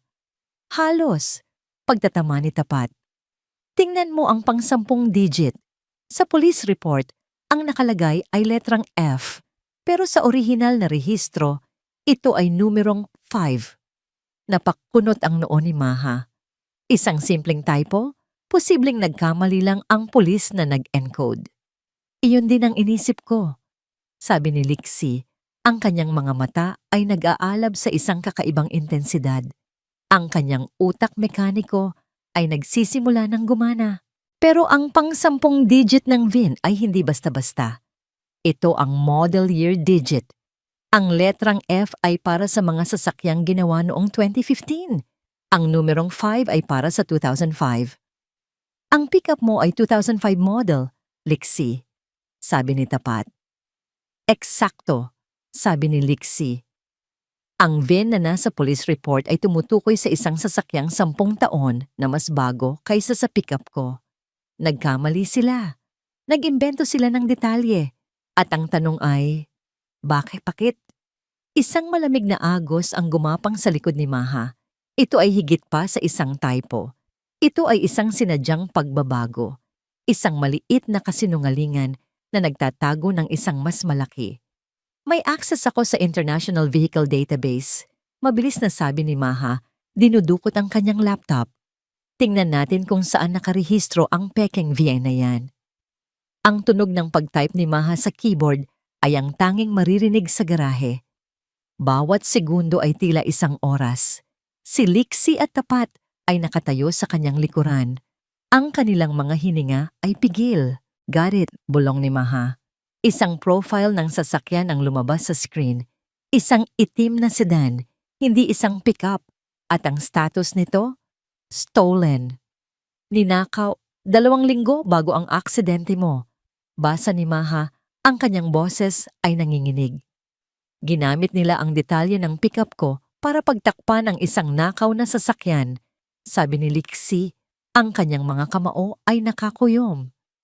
Iyon ang sasakyang ginamit sa crime, hindi ang sa akin. Pero may isa pa. Sabi ni Maha, ang kanyang mga daliri ay mabilis na nag-scroll pababa. Nakita niya ang history ng nakaw na sasakyan. It was flagged. Na-involve ito sa isang hit-and-run incident. 1 linggo bago ang aksidente mo. Ang kaso ay na-dismiss. Lack of evidence. Saan nangyari ang hit-and-run? Tanong ni Lixie. Binasa ni Maha ang lokasyon at sa sandaling iyon, Ang sahig ay tila gumuho sa ilalim ng kanyang mga paa. Ang hangin ay nawala sa kanyang mga baga. Ang mga letrang binabasa niya ay pamilyar, masyadong pamilyar. Maharlika Highway? Halos pabulong niyang sabi. Kilometer 28. Napatingin sa kanya si Lixie. Nakita ang biglaang pamumutla ng kanyang mukha. Maha? Anong problema? Hindi makasagot si Maha. Ang kanyang isip ay bumalik sa isang gabi. 15 taon na ang nakalipas. Ang tunog ng nababasag na salamin. Ang amoy ng nasusunog na goma. Ang huling ngiti ng kanyang ina. Ang mahigpit na hawak ng kanyang ama sa manibela. Maha! Muling tawag ni Lixie. Hinawakan ang kanyang balikat. Iyon. Nanginginig na, sabi ni Maha. Itinaas ang kanyang mga mata na puno ng luha. Iyon ang lugar kung saan namatay ang mga magulang ko. Isang nakakabinging katahimikan ang bumalot sa garahe. Ang bigat ng kanyang mga salita ay dumagan sa kanilang tatlo. Ang 2 aksidente, ang isa na nagpakulong kay Lixie at ang isa na umulila kay Maha ay konektado. Biglang bumalik sa isipan ni Maha ang mga detalye ng aksidente ng kanyang mga magulang. Ang sabi ng mga pulis, nawalan daw ng kontrol ang kanyang ama, pero palagi siyang may duda. Ang kanyang ama ay isang napakahusay na driver. May isa pang sasakyan doon. Bulong ni Maha, ang mga alaala ay dahan-dahang bumabalik. Madilim, mabilis, may nakita akong ilaw. Pagkatapos, wala na. Pinagtagpi-tagpi ni Lixie ang mga piraso sa kanyang isipan. Ang itim na sedan, iyon ang ginamit para banggain ang mga magulang mo. Pero hindi nila pwedeng i-report na nakaw ang sasakyan dahil mabubunyag ang krimen. Kaya itinago nila ito. Pagkatapos ng 1 linggo, kailangan na nilang itapon ang ebidensya. Kaya gumawa sila ng pangalawang aksidente. Ang aksidente kung saan ako ang idiniin nila. Ginamit nila si Lixie. Ginamit nila ang kanyang pickup para legal na ma-impound at ma-dispose ang ebidensya ng unang krimen. Isang plano. Isang perpektong plano. Sino ang gagawa nito? Tanong ni Tapat. Ang kanyang mukha ay puno ng hindi paniniwala. Isang taong may sapat na kapangyarihan para manipulahin ang police report. Sabi ni Lixie, ang kanyang mga mata ay madilim. Isang taong may motibo para patayin ang mga magulang ko. Dugtong ni Maha, ang kanyang isip ay mabilis na nag-iisip. Ano ang nawala pagkatapos mamatay ng kanyang ama? Sino ang nakinabang? At pagkatapos, isang pangalan ang lumitaw sa kanyang isipan. Isang pangalan na laging naroon, nagmamasid, naghihintay. Ang lalaking nag-alok sa kanya ng tulong. Ang lalaking laging gustong makuha ang kumpanya. Dante? Sabay nilang sabi ni Lixie. Ang pangalan ay parang isang bomba na sumabog sa gitna nila. Ang lahat ng piraso ay biglang nagkasya sa lugar. Ang pag-atake ni Dante kay Lixie, ang pagpipilit nitong makuha si Maha, ang koneksyon nito sa nakaraan. Biglang may naalala si Maha. Isang bagay na matagal na niyang kinalimutan. Isang detalye na itinuring niyang walang kwenta. Ang teknolohiya, sabi niya, ang kanyang mga mata ay nanlalaki sa realisasyon. Bago mamatay si Papa, meron siyang dinay-develop na isang revolutionary engine technology. Isang bagay na babago sa buong industriya. Hindi niya ito pinagkakatiwalaan kahit kanino. Maliban sa kanyang protege noon, isang batang inhinyero na itinuring niyang parang anak. Tumingin siya kay Lixie. Ang katotohanan ay kasing sakit ng isang sampal. Ang protege ng tatay ko noon ay si Dante Silang. Ang pagbubunyag na si Dante Silang, ang protege ng kanyang ama, ay parang kidlat na tumama sa gitna ng garahe. Ang lahat ng mga tanong, lahat ng mga duda ay nagkaroon ng isang pangalan. Isang mukha. Hindi na ito isang laro ng negosyo. Hindi na ito tungkol sa isang pekeng kasal. Ang kontrata na pinirmahan nina Maliksi Sarmiento at Maharlika de Leon ay nabasura na. Sa lugar nito, isang bagong kasunduan ang nabuo, isang kasunduang isinulat sa dugo, luha at sa iisang hangarin, katarungan. Kailangan natin ng ebidensya. Basag ni Liksi sa katahimikan. Ang kanyang boses ay kalmado, ngunit may nakatagong bagsik. Ang mekanikong nag-aayos lang ng makina ay naging isang estratehista. Ang mga hinala natin, walang silbi sa korte. Kailangan natin ng isang bagay na hindi kayang paikutan ni Dante. Ang teknolohiya, sabi ni Maha, ang kanyang isip ay bumalilik sa focus ng isang CEO. Ang kanyang kalungkutan ay napalitan ng isang malamig na determinasyon. Kung nakuha ni Dante ang disenyo ng engine ni Papa, siguradong ginamit niya iyon o ibinenta. Kailangan nating hanapin ang trail na yon. Nahati ang kanilang mundo sa dalawa. Sa araw, sila pa rin ang controversial na mag-fiancé, ngumingiti sa mga kamera, dumadalo sa mga meeting. Ngunit sa gabi, ang garahe ng tiwala at ang penthouse ni Maha ay nagiging mga war room. Si Maha, gamit ang kanyang resources, ay sinimulang halungkatin ang bawat business deal ni Dante sa nakalipas na 15 taon. Tumingin siya sa mga patent, mga partnership, mga supplier, bawat dokumento, bawat numero ay kanyang sinuri, naghahanap ng kahit anong bakas ng teknolohiya ng kanyang ama. Si Liksi naman ay bumalik sa kanyang sariling mundo, ang mundo ng anino, kung saan ang impormasyon ay ibinibili hindi ng pera, kundi ng utang na loob. Isang gabi, sa isang madilim na eskinita sa likod ng pier, kinatagpo ni Liksi ang isang matandang lalaki na kilala bilang Mang Kiko, isang information broker na may mga mata at tainga sa bawat sulok ng lungsod ng Pag-asa. "Matagal na tayong hindi nagkita, iho," sabi ni Mang Kiko, humihit-hit mula sa isang rolyo ng tabako. "Akala ko'y nagbago ka na." "Kailangan ko ng pabor, Kiko," sabi ni Liksi. Iniabot ang isang maliit na paper babag na may lamang pagkain at kaunting pera.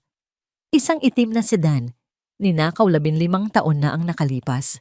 Kailangan kong malaman kung sino ang nag-utos at kung sino ang nagtapon ng sasakyan. Tiningnan ni Mang Kiko ang pangalang isinulat ni Liksi sa isang piraso ng papel. Dante Silang. Napabuga ng usok ang matanda. "Malaking isda," sabi ni Mang Kiko. "Mapanganib. Sigurado ka ba rito?" "Kailanman ay hindi pa ako naging mas sigurado," sagot ni Liksi. Samantala, nag-set up si Maha ng isang pain. Nagpatawag siya ng isang meeting kay Dante. Sa ilalim ng pagkukunwaring gusto niyang ayusin ang gulo sa pagitan nila. Nagkita sila sa isang mamahaling restaurant. Si Dante ay dumating na may ngiti ng isang mananalo. "I knew you'd come to your senses, Maha," sabi niya. Akmang hahawakan ng kamay nito, ngunit marahan itong umiwas. "Nandito ako para sa isang business proposal, Dante," sabi ni Maha. Ang kanyang boses ay kasing lamig ng ice water sa kanilang mesa. "May bago kaming engine design, pero kulang kami sa production capacity. Ang planta mo ang pinakamalapit sa amin. I'm proposing a partnership." Nakita ni Maha ang isang kislap sa mga mata ni Dante. Isang kislap ng pagkaganid. "Interesting," sabi niya, sumandal sa kanyang upuan. "Tell me more about this new design." Ipinakita ni Maha ang isang set ng peking blueprints, maingat na idinisenyo para maging kamukha ng konsepto ng kanyang ama, ngunit may sapat na pagbabago para hindi ito makopya. Habang abala si Dante sa pagtingin sa mga papel, isang maliit na recording device na nakatago sa brooch ni Maha ang kumukuha ng lahat. Kamukha ito ng isang lumang proyekto. Biglang komento ni Dante, tila nag-iisip. "Isang bagay na matagal ko nang kinalimutan." "Talaga?" tanong ni Maha. Pinipilit na panatilihing kalmado ang kanyang puso. "Kaninong proyekto?" Ngumiti si Dante, isang nangiting nakakakilabot. "Sekreto. Pero sabihin na nating, mas maganda ang orihinal na version kaysa dito.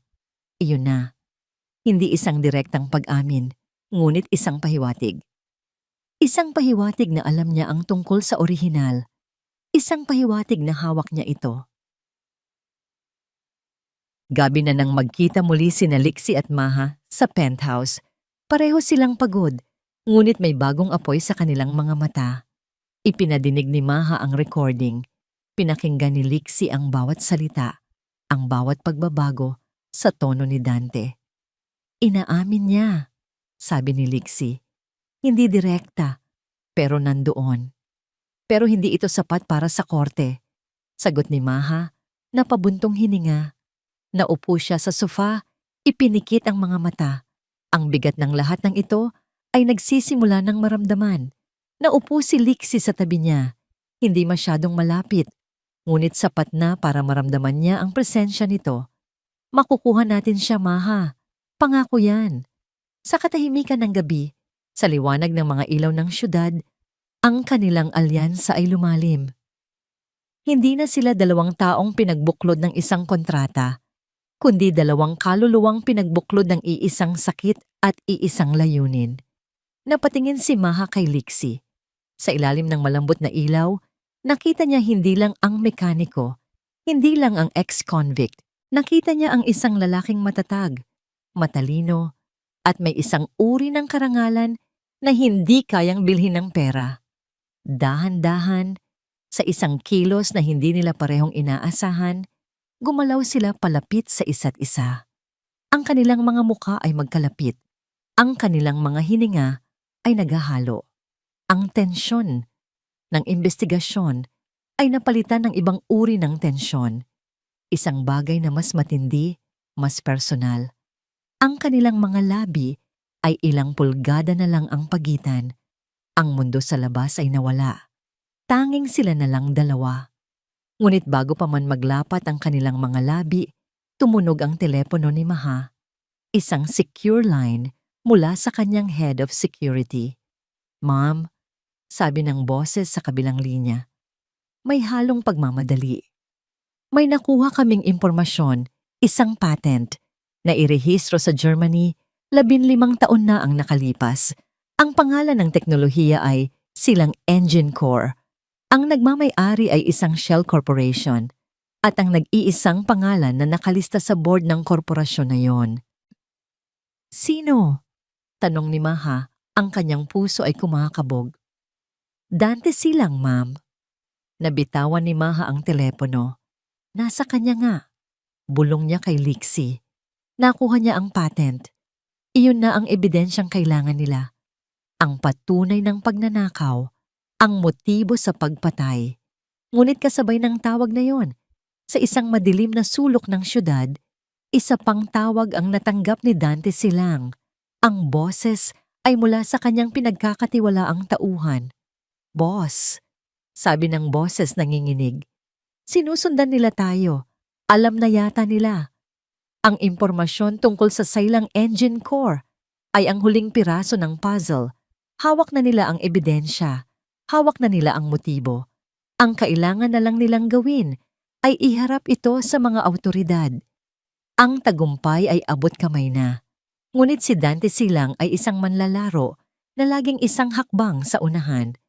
Habang nagdiriwang sina Maharlika at Lixie sa kanilang natuklasan, si Dante ay nagpaplano na ng kanyang huling, desperadong galaw. Hindi na ito laro ng chess. Isa na itong maruming laban para mabuhay. Kinabukasan, habang si Maha ay nasa isang meeting kasama ang kanyang mga abogado, si Lixie at Tapat ay abala sa garahe ng Tiwala. Nasa kanila ang orihinal na kopya ng German patent na ipinadala ng security team ni Maha. Ito ang pinakamahalaga nilang ebidensya. Hindi ako makapaniwala, Lix, sabi ni Tapat, nakatingin sa mga dokumento. Matatapos na rin ang lahat ng ito. Makukuha mo na ang hustisya. Hindi lang ako, Pat, sabi ni Lixie. Isang maliit na ngiti ang sumilay sa kanyang labi. Tayo. At si Maha, para sa mga magulang niya. Sa gitna ng kanilang pag-uusap, Isang itim na van na walang plaka ang huminto nang mabilis sa tapat ng garahe. Bago pa man sila makapag-react, dalawang lalaking nakabonet at may dalang mga tubo na bakal ang bumaba at sumugod papasok. Nasaan ang mga papel? Sigaw ng isa sa mga lalaki. Agad na itinulak ni Lixie si Tapat sa likod ng isang makina. Tumakbo ka, Pat. Tumawag ka ng tulong. Hinablot ni Lixie ang isang malaking wrench. Ang tanging armas na mahahawakan niya. Hinarap niya ang dalawang lalaki. Nagsimula ang isang marahas na laban sa gitna ng mga nagkalat na piyesa at langis. Si Lixie ay sanay sa away kalye, ngunit dalawa laban sa isa at armado ang mga kalaban. Isang malakas na palo ng tubo ang tumama sa kanyang braso. Halos mabitawan niya ang wrench, ngunit lumaban siya, puno ng galit at desperasyon. Kailangan niyang protektahan si Tapat. Kailangan niyang protektahan ang ebidensya. Habang nakikipagbuno siya, nakita niya sa gilid ng kanyang mata ang isa pang lalaki na tahimik na pumasok. Hindi ito nakamaskara at hindi ito sumali sa gulo. Sa halip, naglakad ito papunta sa maliit na opisina kung saan nakalagay ang mga dokumento. Sinindihan nito ang isang lighter at ibinato sa isang basurahan na puno ng mga maduduming basahan na babad sa langis. Agad na kumalat ang apoy. Ang sunog! Sigaw ni Tapat. Ang atensyon ni Lixie ay nahati. Ang gulat na yon ay ang pagkakataong hinahanap ng kanyang mga kalaban. Isang malakas na hataw ang tumama sa kanyang likod. Bumagsak siya sa sahig. Ang hangin ay nawala sa kanyang mga baga. Ang huli niyang nakita, bago siya mawalan ng malay, ay ang mga lalaking tumatakbo palabas. At ang mabilis na paglaki ng apoy na nilalamon ang kanyang garahe, ang kanyang tahanan, ang kanilang pag-asa. Ang balita ay dumating kay Maha sa gitna ng kanyang meeting. Isang tawag mula sa isang numerong hindi niya kilala. Si Tapat, umiiyak at halos hindi makapagsalita. Mamaha, ang garahe, nasusunog. Si Lixie nasa loob. Nabitawan ni Maha ang lahat ng hawak niya. Ang mundo niya ay gumuho. Hindi, bulong niya. Tumakbo siya palabas ng boardroom, hindi pinapansin ang mga tawag ng kanyang mga abogado. Pagdating niya sa lugar, ang garahe ng Tiwala ay isa ng malaking bola ng itim na usok at kulay dalandang apoy. Ang mga bumbero ay abala sa pag-apula nito. Nakita niya si Tapat na nakaupo sa gilid ng kalsada. Ang muka ay puno ng dumi at luha. May mga sugat sa braso. Nasaan siya? Sigaw ni Maha. Hinawakan si Tapat sa balikat. Bago pa man makasagot si Tapat, inilabas ng mga medik mula sa ambulansya ang isang stretcher. Nakahiga doon si Lixie, walang malay. Ang muka ay may mga sugat at abo. May oxygen mask na nakatakip sa kanyang bibig. Sir, kailangan na po naming siyang dalhin sa ospital, sabi ng isang medik. Sumakay si Maha sa ambulansya, hindi bumibitaw sa kamay ni Lixie. Labanan mo to, Lixie, bulong niya. Ang mga luha ay malayang dumadaloy sa kanyang mga pisngi. Huwag mo akong iiwan, please. Sa ospital, ang paghihintay ay isang uri ng impyerno. Bawat minuto ay parang isang taon. Nang sa wakas ay lumabas ang doktor, ang balita ay parehong mabuti at masama. He's stable, sabi ng doktor. Minor burns, a concussion, at ilang bali sa tadyang. Pero magigising din siya. He's a fighter. Nakahinga ng maluwag si Maha, ngunit ang ginhawa ay panandalian lang. Dahil kasunod ng doktor ay 2 pulis. Miss De Leon, tanong ng isa. Kailangan po naming makausap si Mr. Sarmiento. Natutulog pa siya, sagot ni Maha. Ang kanyang boses ay matigas. Isa po siyang person of interest sa kaso ng arson sa kanyang garahe, sabi ng pulis. May testigo na nagsasabing nakita siyang nag-uumpisa ng apoy. Mukhang insurance fraud. Napatulala si Maha. Insurance fraud, isang kasinungalingang napakalinaw, isang patibong na napakatalino. Sinunog ni Dante ang ebidensya, sinaktan si Lixie, at ngayon, si Lixie pa ang pinalalabas na may kasalanan. Nang magising si Lixie, si Maha ang una niyang nakita. Natutulog sa isang upuan sa tabi ng kanyang kama. Ang bakas ng mga tuyong luha ay nasa pisngi nito. Ang puso niya ay napuno ng isang emosyong mas malalim pa sa pasasalamat. Ngunit ang sandaling iyon ay sinira ng pagdating ng mga pulis. Ipinaliwanag nila ang sitwasyon, ang testimonya, ang akusasyon. Si Lixie ay opisyal ng wanted para sa imbestigasyon. Sa gitna ng kaguluhan, tumunog ang telepono ni Maha, isang unknown number. Sinagot niya ito, inilagay sa speaker mode.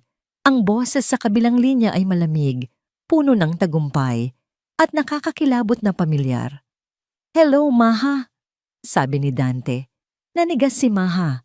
Napatingin siya kay Lixie na ang mga mata ay nag-aapoy sa galit. "Hayop ka," mariting sabi ni Maha. "Language, my love," sabi ni Dante. "Tumawag lang ako para kumustahin ang pasyente. Narinig ko ang nangyari. Nakakalungkot. Ang garahe ng tiwala, naging garahe ng abo." "Ano ang kailangan mo, Dante?" "Simple lang. Napagod na ako sa larong ito. Hawak ko ang lahat ng baraha. Ang ebidensya ninyo ay abo na. Ang bayani mo ay malapit nang bumalik sa kulungan. At ikaw, Maha, nag-iisa ka." Narinig nila ang isang mahinang kaluskos sa kabilang linya. Isang boses na sumisigaw, ngunit muffled. "Makinig kang mabuti," sabi ni Dante. Ang kanyang boses ay naging mas seryoso. "Hawak ko ngayon ang pinakamatalik na kaibigan ng iyong mekaniko, si Tapat." "Huwag!" sigaw ni Lixie mula sa kama. "Mayroon kang 24 na oras para sumuko sa pulis, Sarmiento." Pagpapatuloy ni Dante, hindi pinapansin si Lixie. Pagkatapos niyan, hindi mo na makikita ang iyong asawa. Isang hiyaw mula kay Maha ang narinig nila sa background bago naputol ang linya. Si Maha, hindi si Tapat. Si Maha ang hawak niya. Ginamit niya si Tapat bilang pain sa usapan.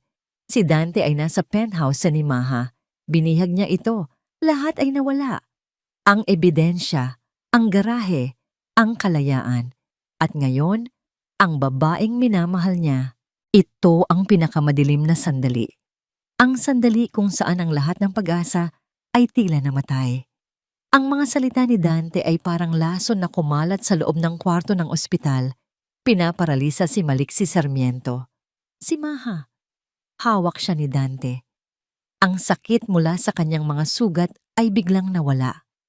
Napalitan ito ng isang nag-aapoy na galit, isang desperasyon na mas matindi pa kaysa noong nasa loob siya ng kulungan.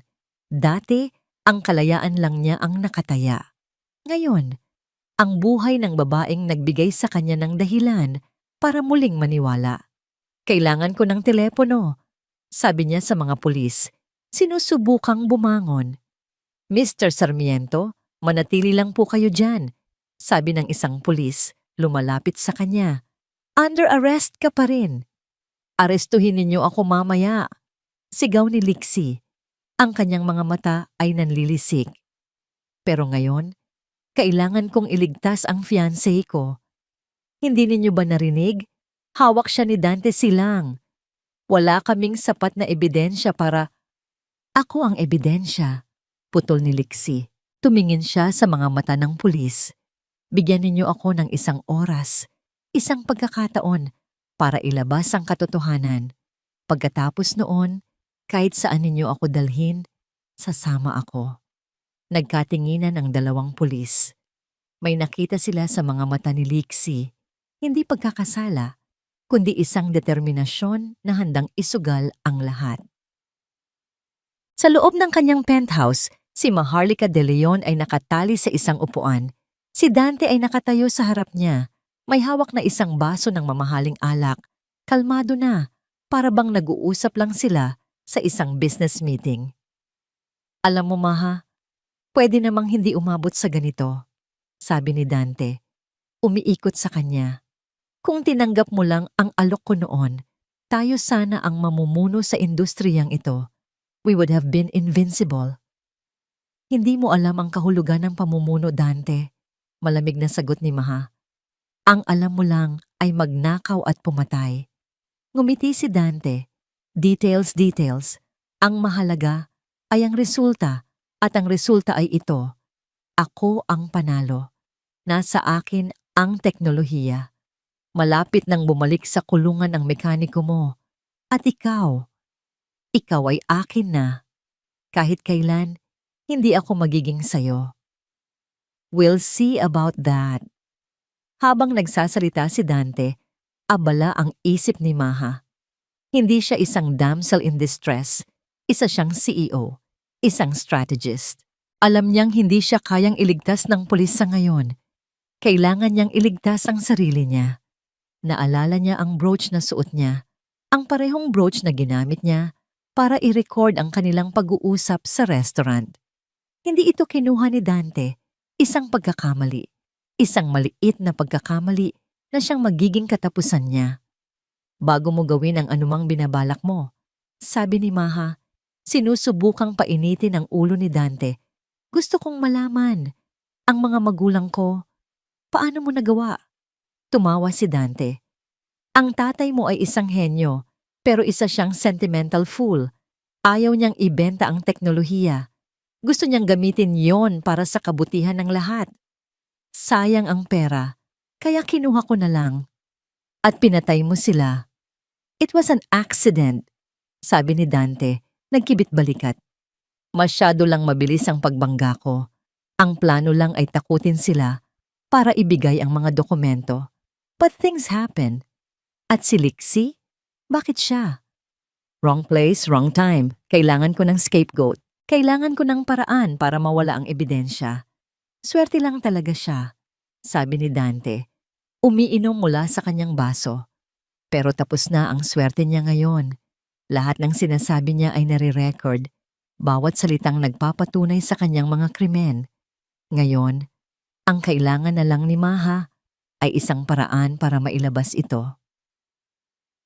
Gamit ang telepono ng pulis, tinawagan ni Lixie ang isang numero mula sa kanyang memorya, ang numero ng isang matapang na investigative journalist na minsan nang nagsulat tungkol sa Maharlika Motors, si Cynthia Reyes.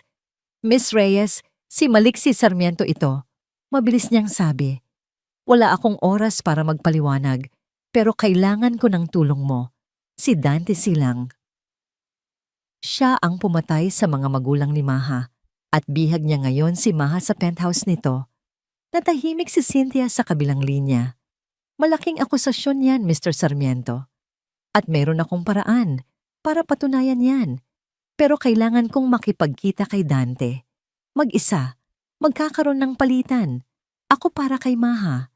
Kailangan ko ng media coverage, live, para walang kawala si Dante. Ito ang sugal, ang huling laro. Ipapakita niya ang sarili bilang pain para mailabas ang bitag. Ang lokasyon ay isang abandonadong bodega sa Industrial District, ang paboritong lugar ni Dante para sa maruruming transaksyon. Dumating si Lixie, mag-isa. Ang kanyang mga braso ay nakataas, senyales ng pagsuko. Ang mga pulis at ang team ni Cynthia ay nakapwesto sa malayo, naghihintay ng kanyang hudyat. Sa loob, naroon si Dante at sa likod niya ay si Maha, may takip ang bibig. Ang tapang mo para magpakita dito, Sarmiento, sabi ni Dante, nakangisi. Pakawalan mo na siya, Dante. Ako ang kailangan mo, sabi ni Lixie, dahan-dahang lumalapit. Hindi ganoon kadali. Tumawa si Dante. Una, ibigay mo sa akin ang anumang kopya ng ebidensya na mayroon ka.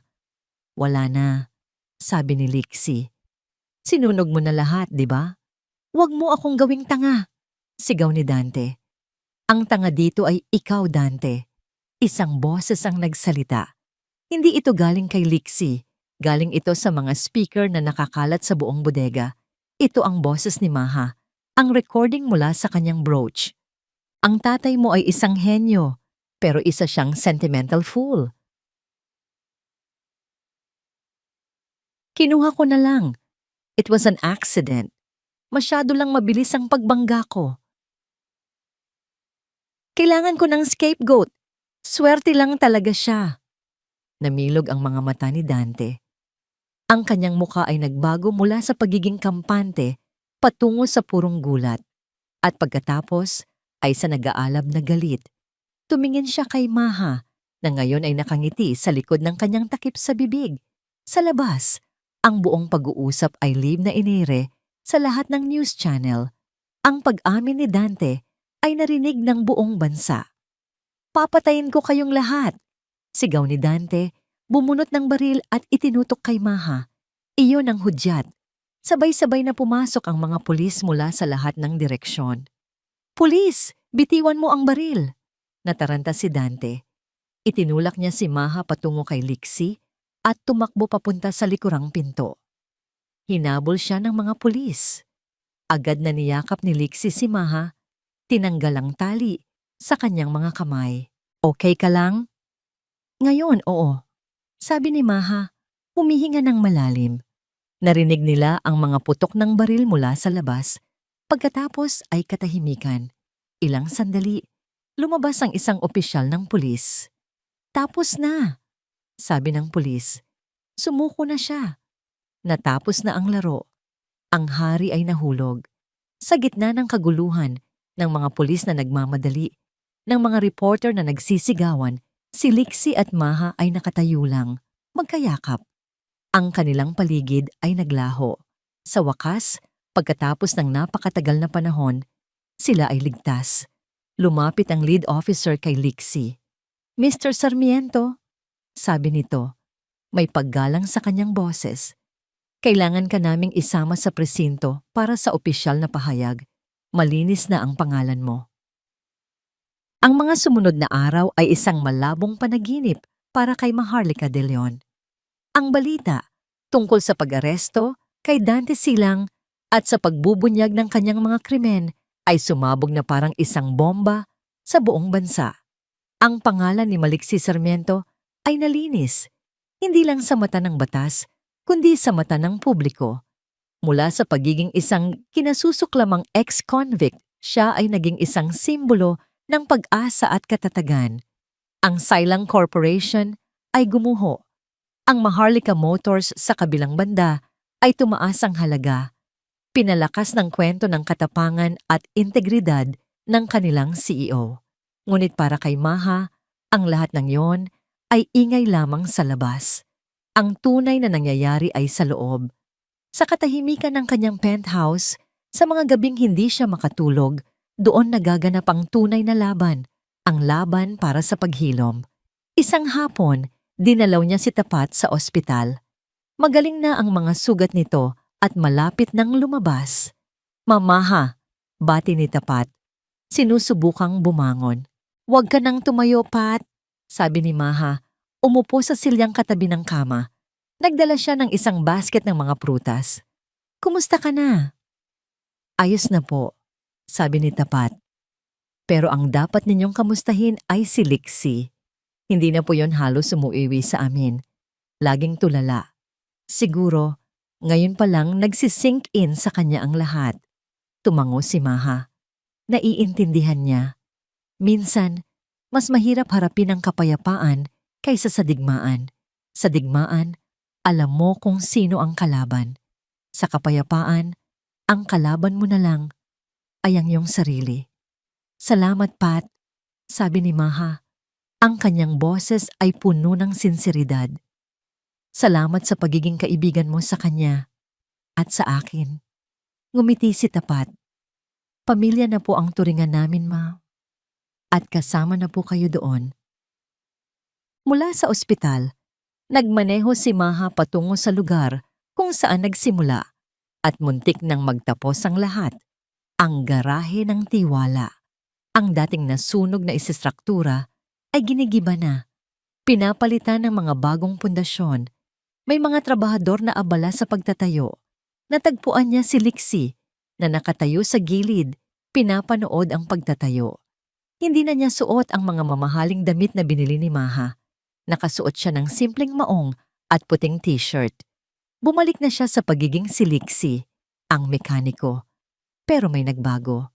Ang pader na dati nakapalibot sa kanya ay wala na. Ang bilis naman yata ng construction, sabi ni Maha. Lumalapit sa kanya. Napatingin si Lixie, isang maliit na ngiti ang sumilay sa kanyang mga labi. Binayaran mo sabi mo, kailangan na ulit nating buksan. Hindi natin, pagtatama ni Maha. Mo, ito ay sayo Lixie. Ang garahe ng tiwala mo. Naglakad sila sa gilid ng construction site. Ang kanilang mga sapatos ay lumulubog sa malambot na lupa. Tapos na ang kontrata natin. Biglang sabi ni Lixie, hindi makatingin kay Maha. Malinis na ang pangalan ko. Nakuha na ng mga magulang mo ang hustisya. Pwede ka nang bumalik sa dati. Huminto si Maha sa paglalakad. Bumalik sa dati? Ulit niya. Paano ako babalik sa dati kung ang lahat ay nagbago na? Humarap siya kay Lixie. Ang kontrata, Lixie. Iyon ang pinakamatalinong business deal na ginawa ko, pero iyon din ang pinakatangang kasunduan na pinasok ko. Anong ibig mong sabihin? Tanga. Dahil inakala kong kaya kong kontrolin ang lahat. Na kaya kong lagyan ng mga rules at clauses ang puso ng tao. Pero hindi pala. Sabi ni Maha, ang kanyang boses ay nanginginig. Hindi ko na alam kung saan nagtatapos ang pagpapanggap at kung saan nagsisimula ang totoo. Ito na ang sandali. Ang sandali kung saan ang lahat ng hindi nasasabi ay kailangang ilabas. Ang tanong na pareho nilang iniiwasan. Ang nararamdaman mo, produkto lang ba ito ng lahat ng pinagdaanan natin? Tanong ni Lixie. Sa wakas ay tumingin sa kanyang mga mata. Dahil sa panganib, dahil sa utang na loob, umiling si Maha. Hindi. Kung gayon ano? Hindi ko alam kung ano ito, Lixie. Ang alam ko lang, nung nasa panganib ka, parang gumuho ang mundo ko. Ang alam ko lang, kapag kasama kita, pakiramdam ko, ligtas ako. At higit sa lahat, kapag kasama kita, pakiramdam ko, ako si Maha. Hindi ang CEO, hindi ang Reyna. Ako lang. Naglakad sila patungo sa dalampasigan na hindi kalayuan sa lugar. Ang tunog ng mga alon ay tila musika sa kanilang mga tainga. Umupo sila sa buhangin, pinapanood ang papalubog na araw. Takot ako, Maha. Pag-amin ni Lixie. Sa buong buhay ko, ang tanging alam ko lang ay kung paano mag-isa. Kung paano protektahan ang sarili ko. Hindi ko alam kung paano maging masaya. Tumingin si Maha sa kanya. Ang kanyang mga mata ay puno ng pag-unawa. Ako rin, bulong niya. Takot akong magtiwala. Takot akong mawalan ulit. Sa pagitan nilang dalawa ay ang mga multo ng kanilang nakaraan. Ang mga rehas na bakal, ang nasirang kotse, ang mga magulang na nawala.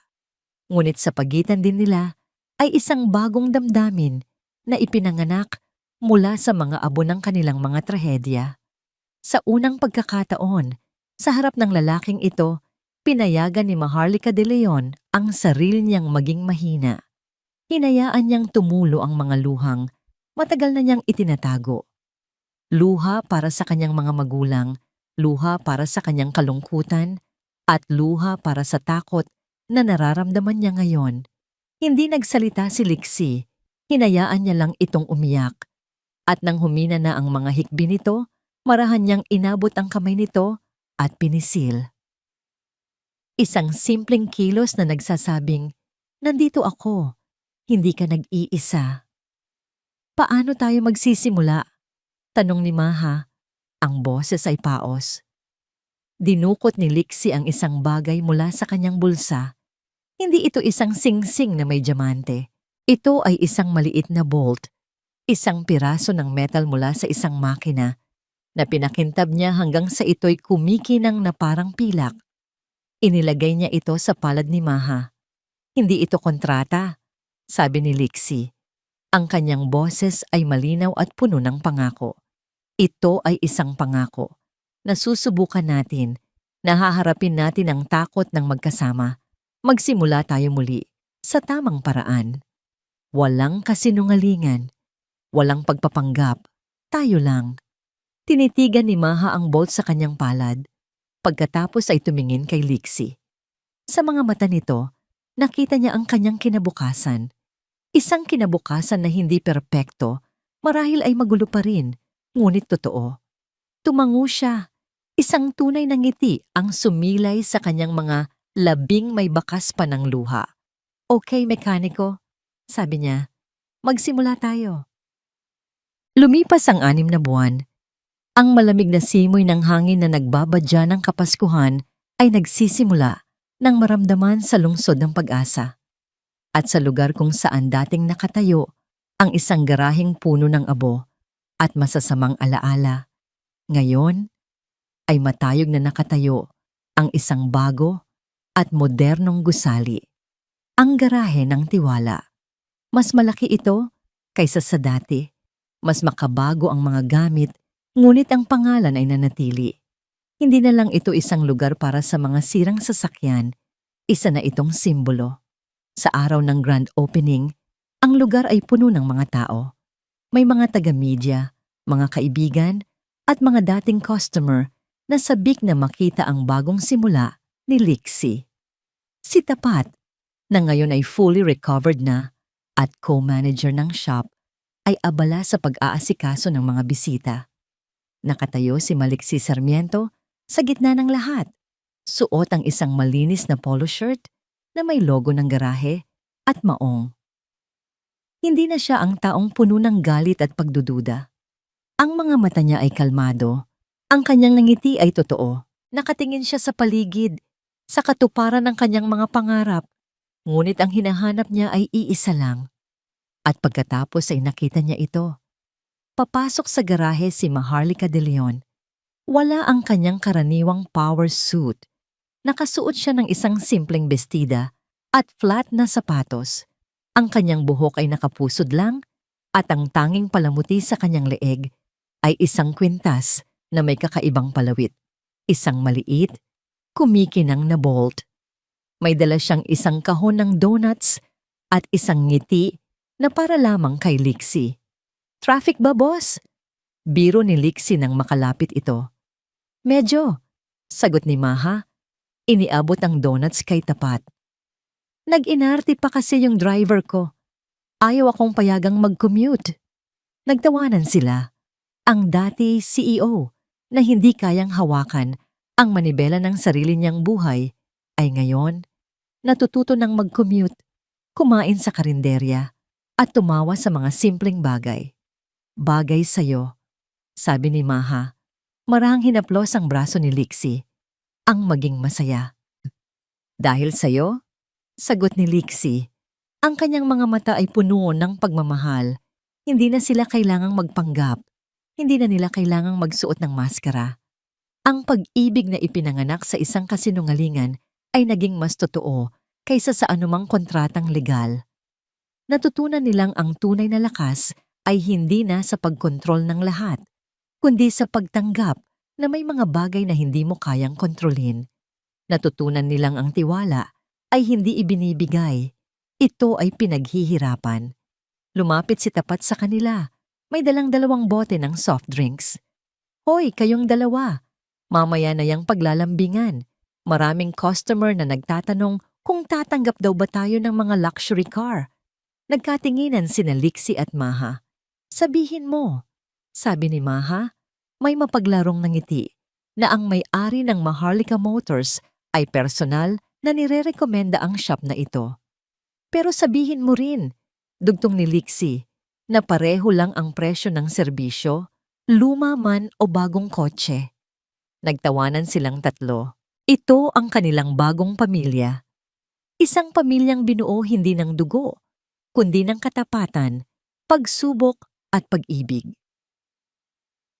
Nang humupa na ang mga tao at ang araw ay nagsimula nang lumubog, naiwan sina Lixie at Maha sa harap ng garahe. Ang ilaw mula sa malaking signboard na garahe ng tiwala ay nagbibigay liwanag sa kanilang mga muka. Pinanood nila ang pagpasok ng huling sinag ng araw sa abot-tanaw. Isang perpektong pagtatapos para sa isang magulong araw. Isang perpektong simula para sa isang bagong buhay. Natatandaan mo pa ba noong una tayong magkita? Tanong ni Maha. Isinandal ang kanyang ulo sa balikat ni Lixie. Paano ko makakalimutan? Sagot ni Lixie. Isang masungit na reyna na may sirang kotse at isang baliw na alok. Hindi yun baliw, pagtatama ni Maha. Iyon ang pinakamagandang desisyon na ginawa ko kahit na sa maling dahilan. Humarap si Lixie sa kanya. Marang hinawakan ang kanyang mukha. Tinitigan niya ito sa mata. Ang babaeng sumugal sa kanya, ang babaeng nagturo sa kanya kung paano muling magtiwala. May isa pa akong alok para sa'yo, sabi ni Lixie. Ang kanyang boses ay seryoso. Ano yon? Hindi ito kontrata. Wala itong expiration date at siguradong walang bayad, sabi ni Lixie. Isang ngangiti ang unti-unting sumilay sa kanyang mga labi. Pero kailangan mong pumirma habang buhay. Naintindihan ni Maha ang ibig niyang sabihin. Ang kanyang mga mata ay napuno ng luha. Ngunit ngayon, ang mga ito ay luha ng purong kaligayahan. Wala na bang atrasan? Tanong niya. Wala na, sagot ni Lixie. Hinawakan ni Maha ang bolt sa kanyang kwintas. Ang pangako. Kung gayon, sabi niya, tinatanggap ko. Hinalikan siya ni Lixie. Isang halik na puno ng lahat ng kanilang pinagdaanan, ang sakit, ang takot, ang pag-asa, at ang tagumpay. Isang halik na nagsasabi ng lahat ng hindi kayang sabihin ng mga salita. Sa ilalim ng mga bituin, sa harap ng isang garaheng itinayo muli mula sa abo, ang mekaniko at ang CEO ay natagpuan ng kanilang perpektong katapusan at ang kanilang walang hanggang simula. Mahal kita, aking CEO, bulong ni Lixie. Mahal din kita, aking mekaniko, sagot ni Maha. At sila'y sabay na humarap sa kinabukasan, handa para sa anumang siraing makina na ihaharap sa kanila ng buhay dahil alam nilang kaya nilang ayusin ang lahat basta't sila'y magkasama. At dito po nagtatapos ang kwento ni na Maliksi at Maharlika. Mula po sa kaibuturan ng aking puso, nais kong magpasalamat sa inyo, mga minamahal naming tagapakinig, sa inyong walang sawang pagsama sa amin sa bawat kabanata ng kanilang paglalakbay. Salamat po sa pagsubaybay sa bawat pagsubok, sa bawat luha, at sa bawat tagumpay. Habang isinusulat ko ang kanilang kwento, naging higit pa sa mga karakter sina Maliksi at Maha. Sila ay naging salamin ng mga totoong laban na hinaharap ng marami sa atin. Ang kanilang istorya ay isang paalala na ang halaga ng isang tao ay hindi nasusukat sa kanyang nakaraan at ang tunay na lakas ay madalas na matatagpuan sa kakayahang magtiwala muli matapos masaktan. Ito ay isang kwento tungkol sa pangalawang pagkakataon, hindi lamang sa pag-ibig kundi sa buhay. Sana po, sa pagtatapos ng kwentong ito, baunin ninyo ang pag-asa na kahit sa pinakamadilim na sandali, laging may liwanag na naghihintay. At sana'y maalala natin na ang pag-ibig sa kanyang pinakadalisay na anyo ay may kapangyarihang bumuo sa anumang nasira. Nais ko pong marinig ang inyong mga saloobin. Ano po ang aral na inyong napulot? Aling bahagi ng kwento ang pinakatumatak sa inyong puso?